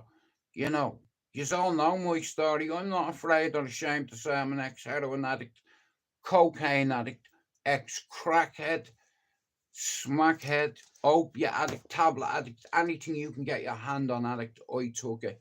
You know why? Because I enjoyed doing it. I loved it. But sometimes love can compromise your health. You know. And I have this belief, right? If you're an addict, yeah, if you continue blame drugs and alcohol on your problems, you're never going to get past it. You know, stand and look in the mirror and tell yourself, look, I used to be a bad person. I sold drugs. I shot a person allegedly. Or two. Well, yeah, one of them being my brother. And it was an accident. He was giving me the finger. What do you want me to do? I was trying to teach him a lesson. I'm your big brother. And you're giving me the finger and I've got you in my sight. Literally. I was trying to take the cigarette out of his hand, but it ended up going through his hand and hitting him in the chest.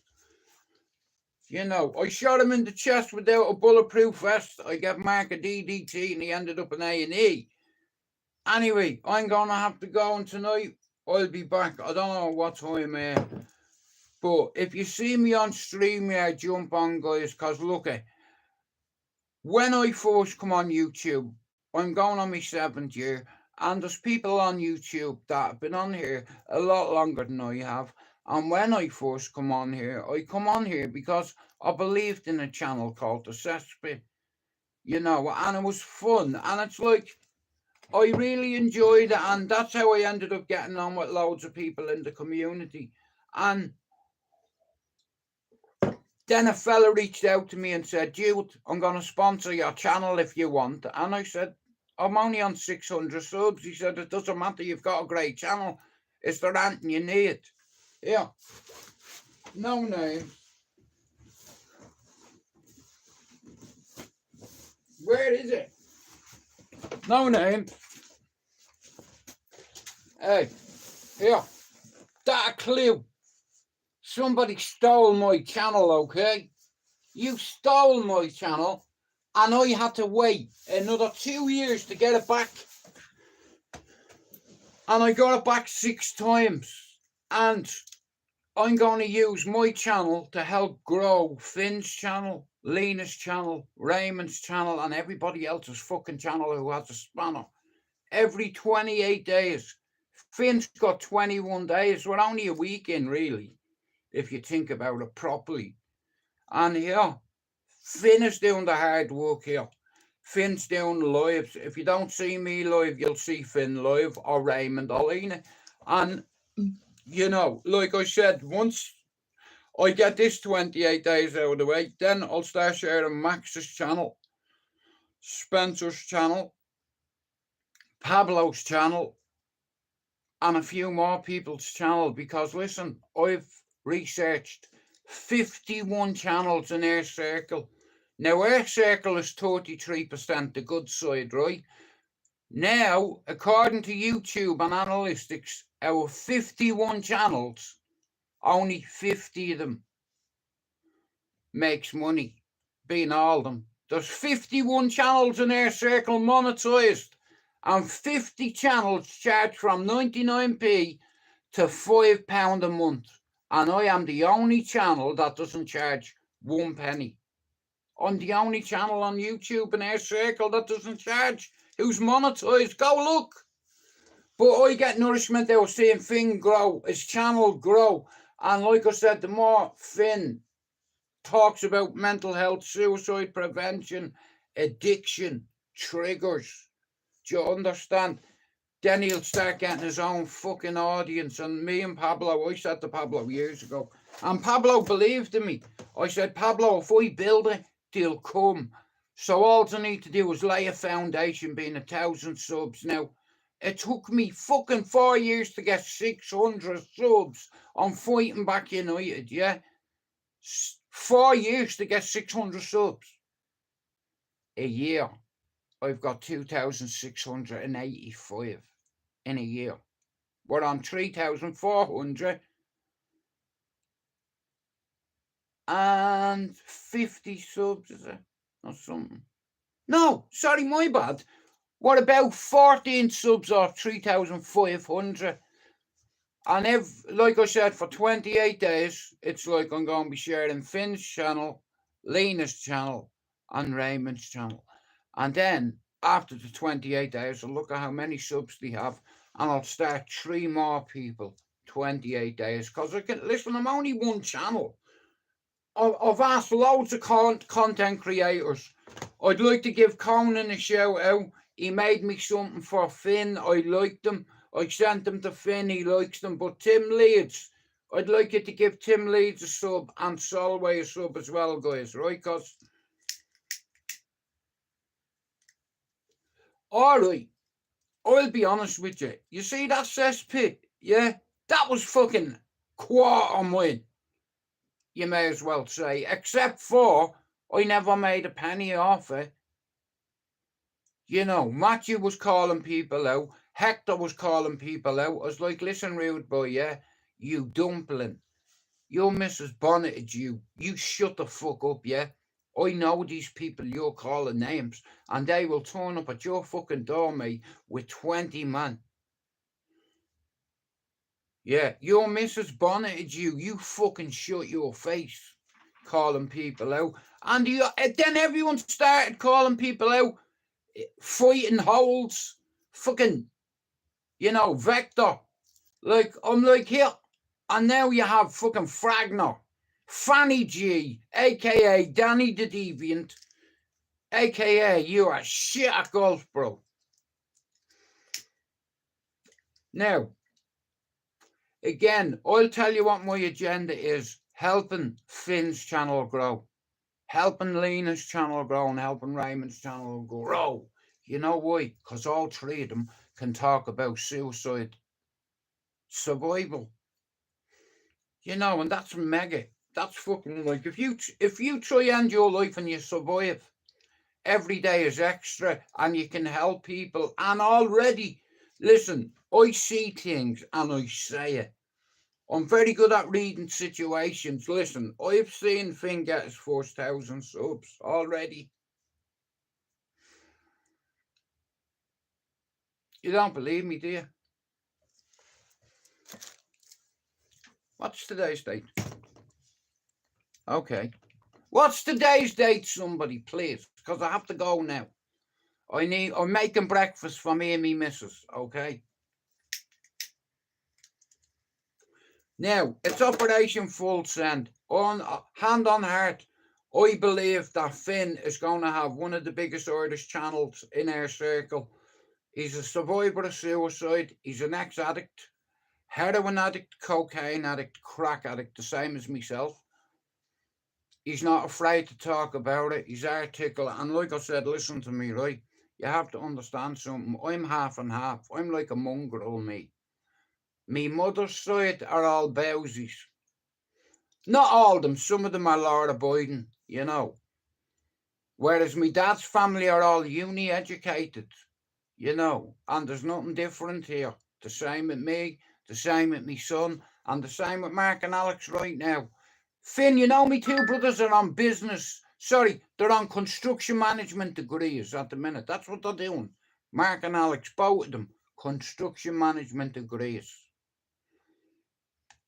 Because what they want to do is, it's all about property, and this is what they want to invest on money and time in. So they're going to get degrees in construction management, and then they're going to build a tower. You know. Just like a couple of me uncles have a home, you know. They don't just have apartments, they own the whole fucking building. You know.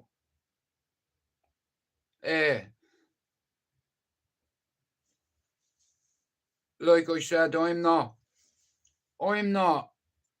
a jealous person, or I'm not this or that, but I don't respect you. You know. Anyone who sells drugs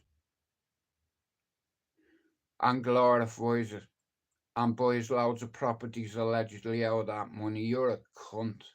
How about that?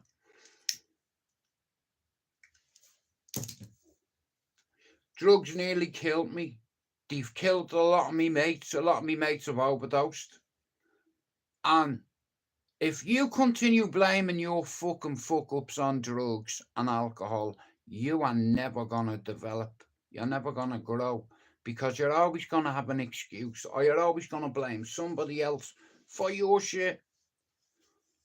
Now, listen, Conan's sound, like I said, Conan and Solway have been around for years, guys. If you're not sub to Conan's channel, there, go sub to his channel.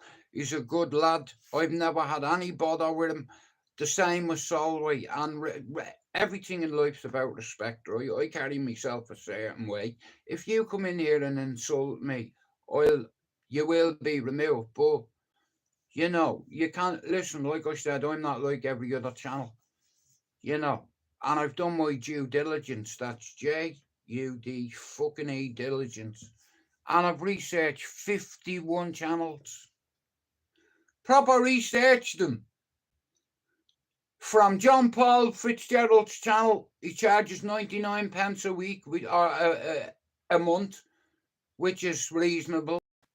You know, there's nothing wrong with that. Charging people £1 a month, £2 a month. But a lot of these channels, I never heard them making videos for their members. Fuck your members. A lot of my mods have become me mates. So why would I charge them? Yeah, if they want to buy you a coffee or send you a prop. Here, that's standard. This is a job for me. I save people's lives. That's what I do, you see. Because I have about that much experience when it comes to suicide, mental health, addiction recovery. You know, be humble in life. Do you understand? You can make a difference all by yourself. And know this, if you take your life here, the police are knocking on your door, and when you open the door, he's going to do that. Hello. Could we come in, love? What do you want to come in for? We need to have a talk with you, love. Have you got a warrant? It's not that kind of sit down, darling. Someone belonged to you is dead, right? Now, if I die tomorrow, I know, see Finn's channel is going to grow. And he's going to talk about suicide awareness, suicide prevention, addiction, triggers, and not being perfect. Okay. And I believe Finn's channel is a beacon. And when I'm ready and done with it, all I need to do is light them. Light the fucking beacons, unite the clans. Just like I said from day one, I said, you know, this has always been about principles for me. I want to thank Foxy for robbing me channel. Where's he gone? Where are you foxy prick?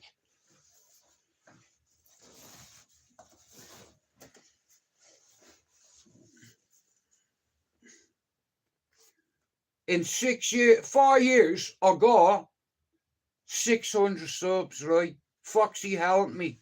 He bought me about £3,000 worth of equipment. And he used to give me a lot of fucking drugs. Being that RSI oil and stuff like that, you know. But at the start, Foxy was a good friend. And I was wounded when I fell out with him, in all fairness, you know. But he did something that I wasn't happy with. And like I said, I'm outside and I see you kicking a dog. Even if you're my brother, mate, I'm walking straight up to you and I'm going to slap you for hitting a dog. You know, kicking a fucking dog. So we ended up falling out. That cunt went home and you know what he did? He put a URL on my channel. You know, I didn't know nothing about fucking YouTube. You know, and I trusted him and I gave him my password and shit. And he changed the password and put a URL on it and blocked everybody. You know, and then everybody was thinking it was me that blocked him. It wasn't, it was him. But anyway, I said to myself, I'm not going to sulk. What am I going to do about it? What are you going to do, Jude? What are you going to do about it? You know, so I went and did something about it and I grew this channel and I got it back. Many times. Where's me fucking lighter? I'm fucking sick of this shit. Now look what you've gone and done. Fuck's sake.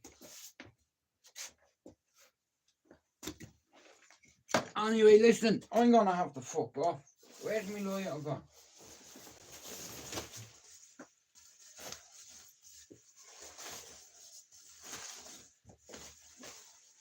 Right, so, like I said, yeah, I'm a very grateful guy. Come up here, you bastard, you. Sorry about this, Chris. Right, so, long story short, listen, I'm a grateful person, and I'm grateful to Foxy for the help he gave me at the start. You know, and a few people have helped me on YouTube. And that's why, like I said, I'm a survivor of suicide, and here I'm on here to save lives, not to make money. You know, if you want to buy me a coffee, knock yourself out. If you want to send me a prop, get in touch with me. But while I'm here, I'm going to do my best to help me fellow Irishmen and women. And listen, you don't have to be, you can be English, Irish, Scottish, it doesn't fucking matter to me. But I can only do 3 every 28 days. Like I said, every 28 days, I'm going to share different people's channels. But you see, Finn, I'm going to share Finn's channel every single fucking day. Every fucking day I do a live, I have to do this because I believe Finn is like a beacon of hope for the Irish community. And I believe if there was more channels like Finn's, YouTube would be a better place. So somebody has to start the ball rolling. Somebody has to take a hit for them. I don't charge people membership. My channel is monetized. Fucking ages. I start charging people £2 right a month, yeah? And then I said, you know what, Jude? Here, this has always been about principle. What are you charging people for? You know, I've not made 1 penny on YouTube. You know why? Because lives are more important than fucking money. People are more important than money. I'm not here for the money. I'm here so Finn's kids see their daddy growing up. I'm here so Lena's fucking kids can see her growing up. I'm fucking here so Raymond doesn't fucking put a rope around his fucking neck and hang himself. That's why I'm here.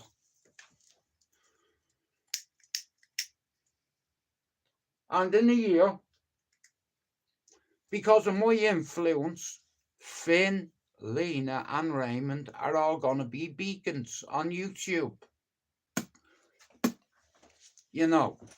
And I've asked every content creator on here, how about sacrifice your monthly payment just to prove to your mods and your members that you actually give a bollocks about them?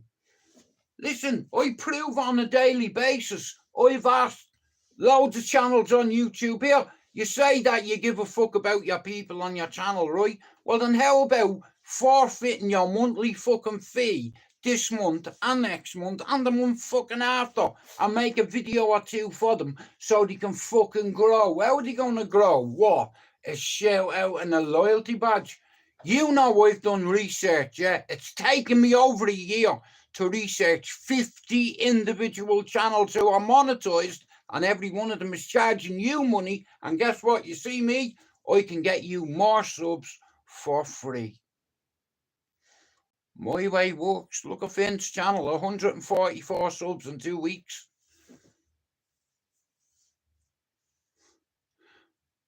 And when I'm done, like I said, Finn will probably be on what I'm on in about, I give Finn 18 months to get way past 1,000. You know, Lena and Raymond, You know, and then I'm going to start sharing Max's channel. And if you're not sub to Air Max, Pepsi Max, go sub to her. Like I said, it's like this is a team effort, and nobody is bigger than this team, not even me. You know, and at the end of the day, look at everybody else has an agenda on YouTube, yeah? My agenda is helping people believe in themselves, helping people believe that one person in their life loves them. And if they take their life, the person that they love is going to get a knock at the fucking door, yeah? I've told you, it is what it is, you know. So, if you're not sub to Derek Mousey Wright's channel, guys, can you do it? If you're not sub to Irish D, can you go do it? Now, my whole purpose for this is, I tried to kill myself because I didn't love myself. I didn't want to be here. You know, it's like because I was thinking I'm always going to be a fuck up. I'm always going to want to do drugs, you know, and I'm never going to get past it, you know, so let's just end it. You know, so I planned it all out. You know, I wrote it all down. I knew what time the train even come. So I got there 10 minutes before, you know, and had the last joint. One last joint, you know, before I get ripped to shreds by this train, right? So I'm sitting there. Hey, tank. In fact, I wasn't smoking a joint. I was smoking crack. I was sitting on the track smoking crack. And if I don't get off, it's going to break my back. So I'm sitting there with my little pipe like that. Sizzle.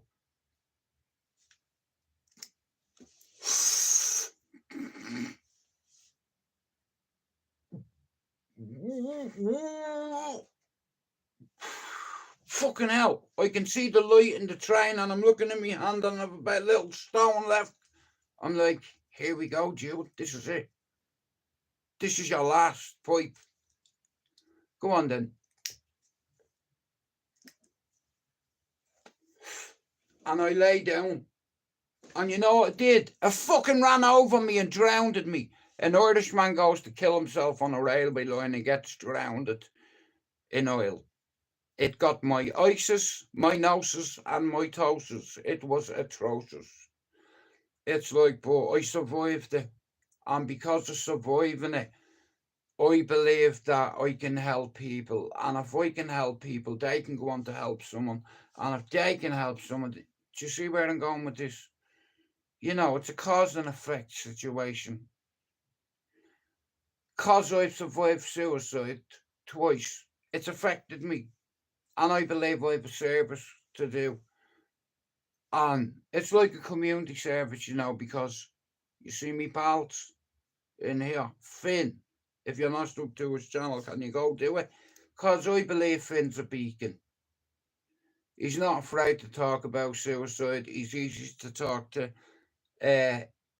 You can gravitate towards people like Finn, you know, because he speaks about addiction, mental health, and suicide awareness prevention.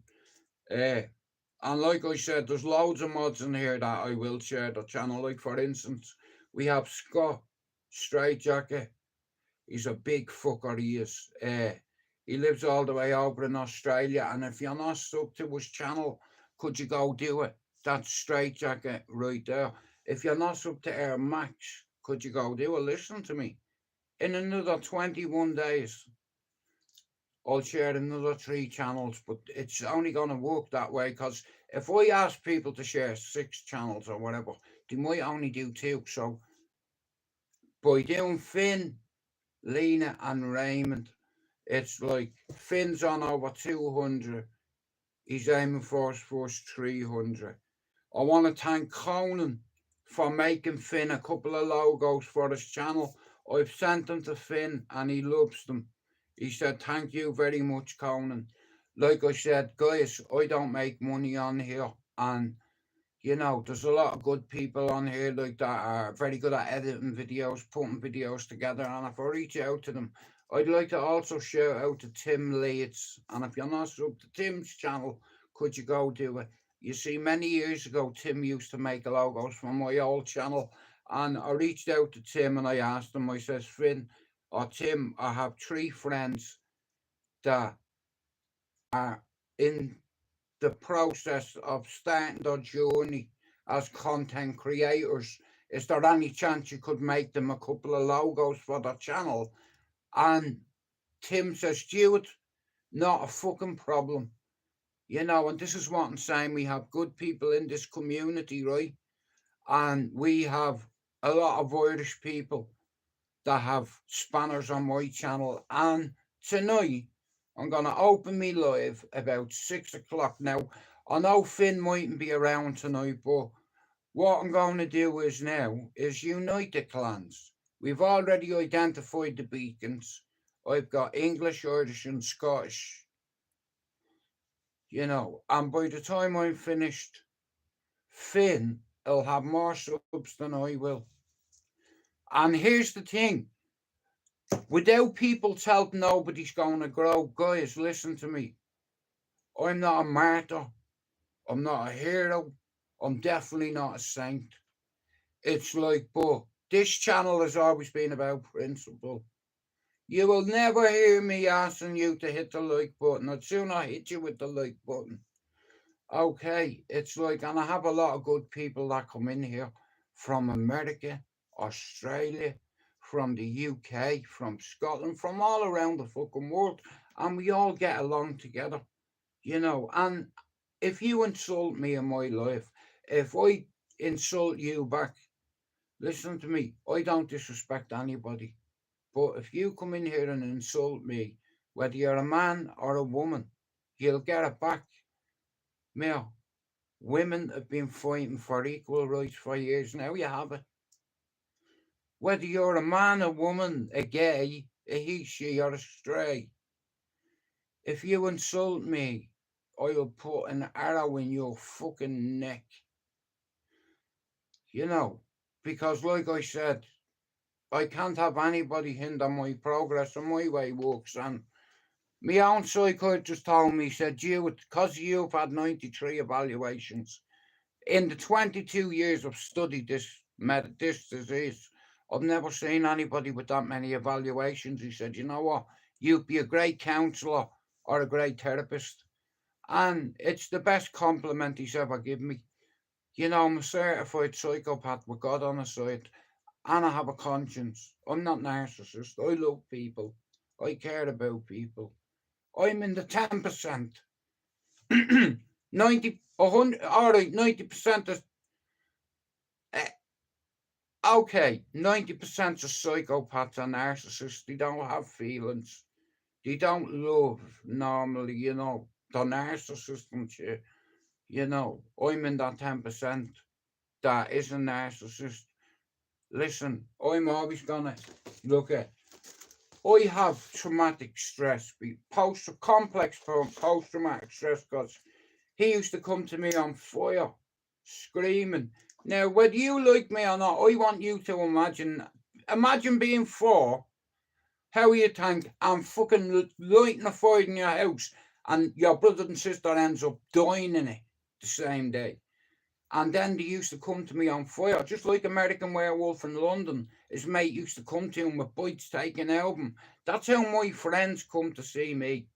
And for many years, that's the way they come to see me. You know, it's like I have friends from Ballyer, from Clondalkin, from Cabra, who are executed with bullets to the face. You know, because they wanted to be the man. Do you understand? Now, you can ask any of my mates back home, the company and caliber of people that we all palled around with. You know, like I left Cherry Orchard, you know, at the time my baby's mother was from Cabra and I was with her for 22 years. And I made friends with a few people in Cabra, being Dottie Douglas and Marno Hoyland and Bob Hosey. And they all ended up getting executed too. You see, Dottie, I was afraid of him. I was afraid of Marno Hoyland and I was afraid of Rusty Grendon. 3 of the lads I used to pal around with, I was afraid of those three names right there. I was afraid of them. Terrified of them.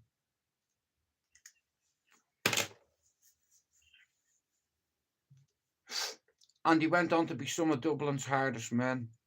And the only way to stop them was to put a bullet between their head. Well, two of them, and anyway, the ones from Cabaret that I used to pal around with, Marno Highland and David Douglas, ex-IRA man, allegedly. You know, the first time they raided my house, anti-terrorism squad, Socko, everybody hit my gaff that morning. Do you know what he said to me? You move 1 inch, you Fenian bastard, and I'll tag you. I'm looking at him, he's got an AR-15 pointed at me head, and I said, "Yo, bro, you better put the safety on that.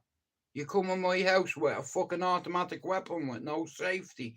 I can see his colleagues looking at each other, and he's looking, and he just does that, look, flicks a button. You come in my house with an automatic weapon, not even, you hadn't even got your safety on. You're breaching my human rights. You know, I have a child in here. You understand? Your weapon should have been on safety. He said, "You move 1 inch, you Fenian bastard, and I'll tag you." And I'm thinking, hang on a minute. What's he on about? He threw photographs in front of me, yeah? And in the photographs, there's me, David Douglas, Neil Douglas, sat outside the house. They had loads of photographs of us. The cunts must have been watching me for about 2 weeks. You know, and you are the company you keep, do you understand? But listen, I'm going to have to go. I'd like to thank you all for coming in. Like I said, I'm going to make breakfast for me fucking missus and that. So, guys, if you're watching this now, this afternoon, this evening, tonight, tomorrow, through the week, I have a friend, and his name is Finn, and he's trying to get to his first 300 subs, and he's one of the dubs. I have Raymond, aka Got Manners. Can you go give his channel a sub? I see you making them videos, Ray. Listen to me. You keep doing what you're doing, bro. You're nearly on your first 100. And I'll do everything in my power to help you, mate. I really will. If you're not subbed to Got Manners channel, can you do it? Now, my little sister on here is Lena. She was the first member of my channel right now. When I got my channel monetized, I charged people £2 and I just wanted to see what it'd be like. Could I make money off YouTube? So I got my channel monetized. Lena become the first member. So it shows you your earnings on YouTube, right? And within the first 2 weeks, I'd only about 40 members on my channel, yeah? And I told them all, take your money back. Here, retrieve it. I don't want it. You know, this was always about principle. So I purposely got my channel monetized in order to crash it, to prove to you that I care about yous. Not about clicks, coin, or clout. You know, I'm here for the mental health community, so shout out. Like I said, tonight, right, I won't be doing a live this afternoon, yeah? But I'm going to be doing one tonight.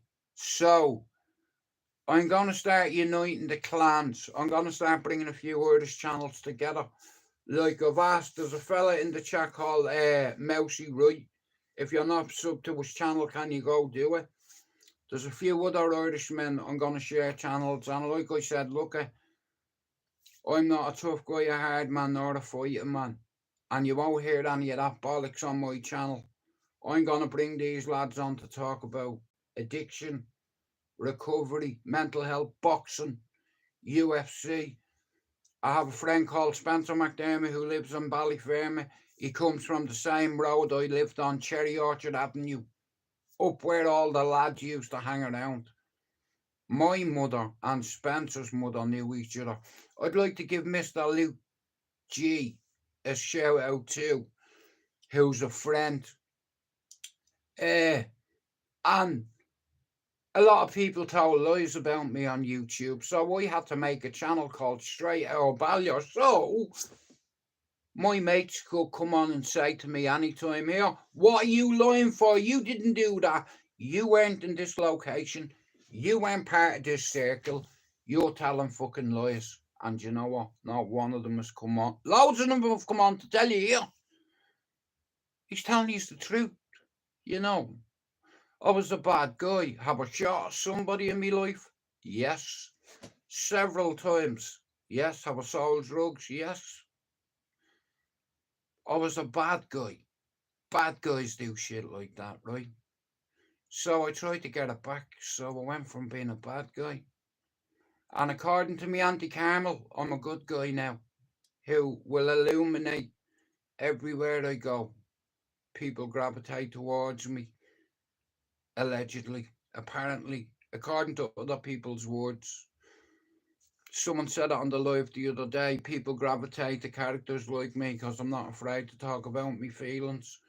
I've grew up with some of the nastiest bastards in Ireland. Killers, assassins, allegedly. I've grew up with IRA men around me all the time, allegedly. That's the calibre of people I grew up with. You know, when I was a kid, I seen things I shouldn't have seen. You understand? It's like, but I learned from all of it. Every tough guy I've been around, I learned from them. Do you understand? Right, guys, listen. God bless you all for coming in. I'm going to bounce. I hope you all enjoy the rest of your day. If you're not sub to Finn's channel, Raymond's channel and Lena's channel, could you do it? Later on, I'm going to do a StreamYard and probably a couple of Irishmen might jump on. There's an Irishman that Finn has wrecked. Finn told me, he said, bro, do you know Mousy right? I said, no.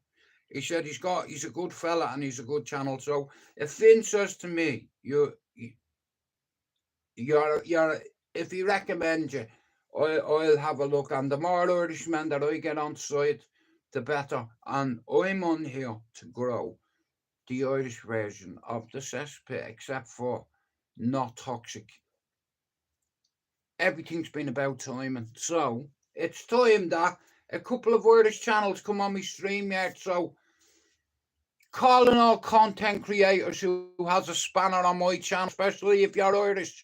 I'm doing a StreamYard tonight. Mousy, you're welcome to jump on, bro. You don't have to show your face or anything like that. Just give me a wave in the background.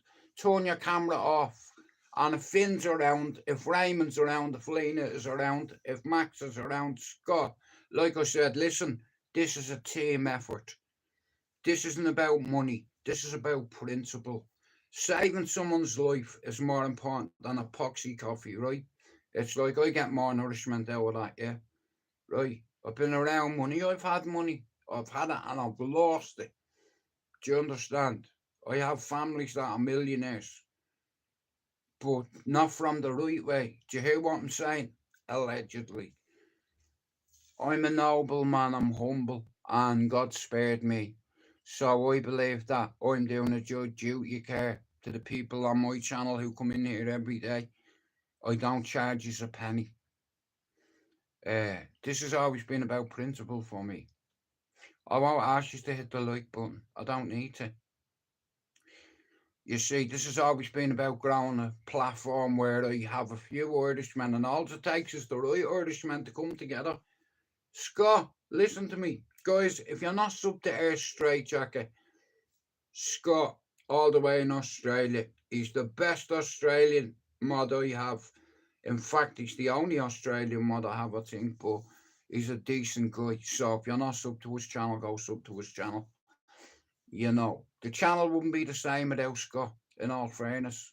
You know, it's been a blessing in disguise having Scott on board.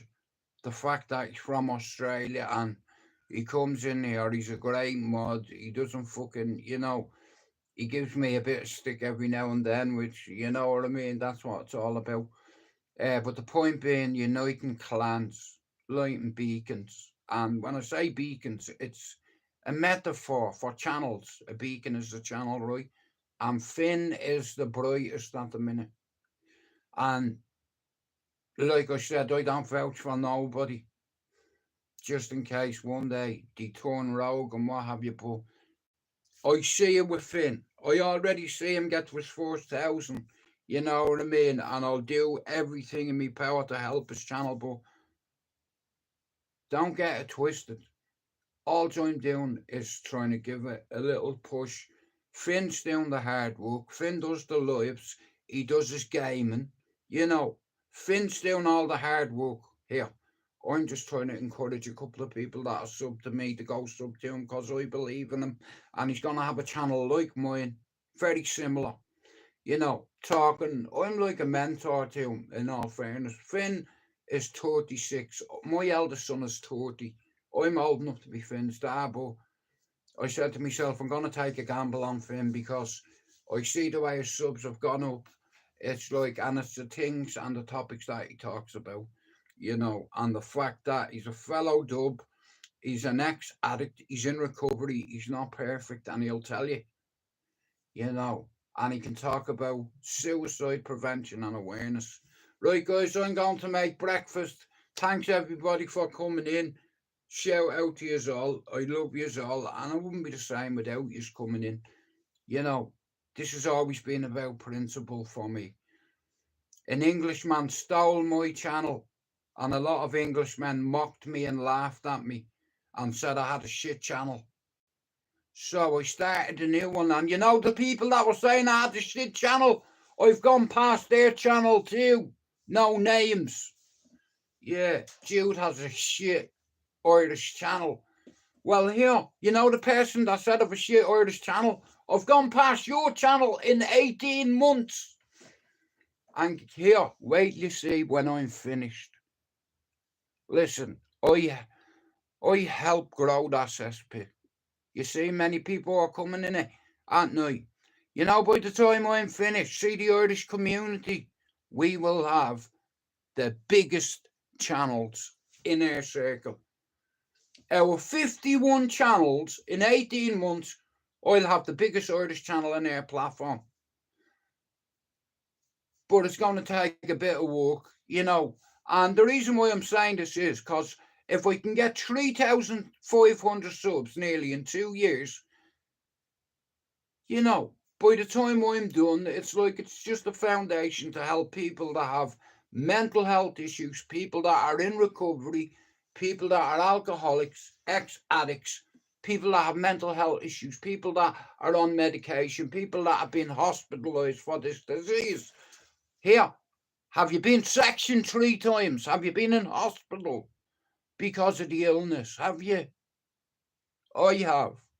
And I've survived suicide. And as long as I'm breathing, I'll do everything in my power to share people's channels that are about addiction, mental health, and recovery for fucking free. Because just like me Auntie Carmel, you know, she helped the Irish women's community opening the Ashley. Don't worry about it. She helped open the Ashleen Centre with Christine Buckley, rest in peace, to help loads of people, you know. And that's what McDonald's do.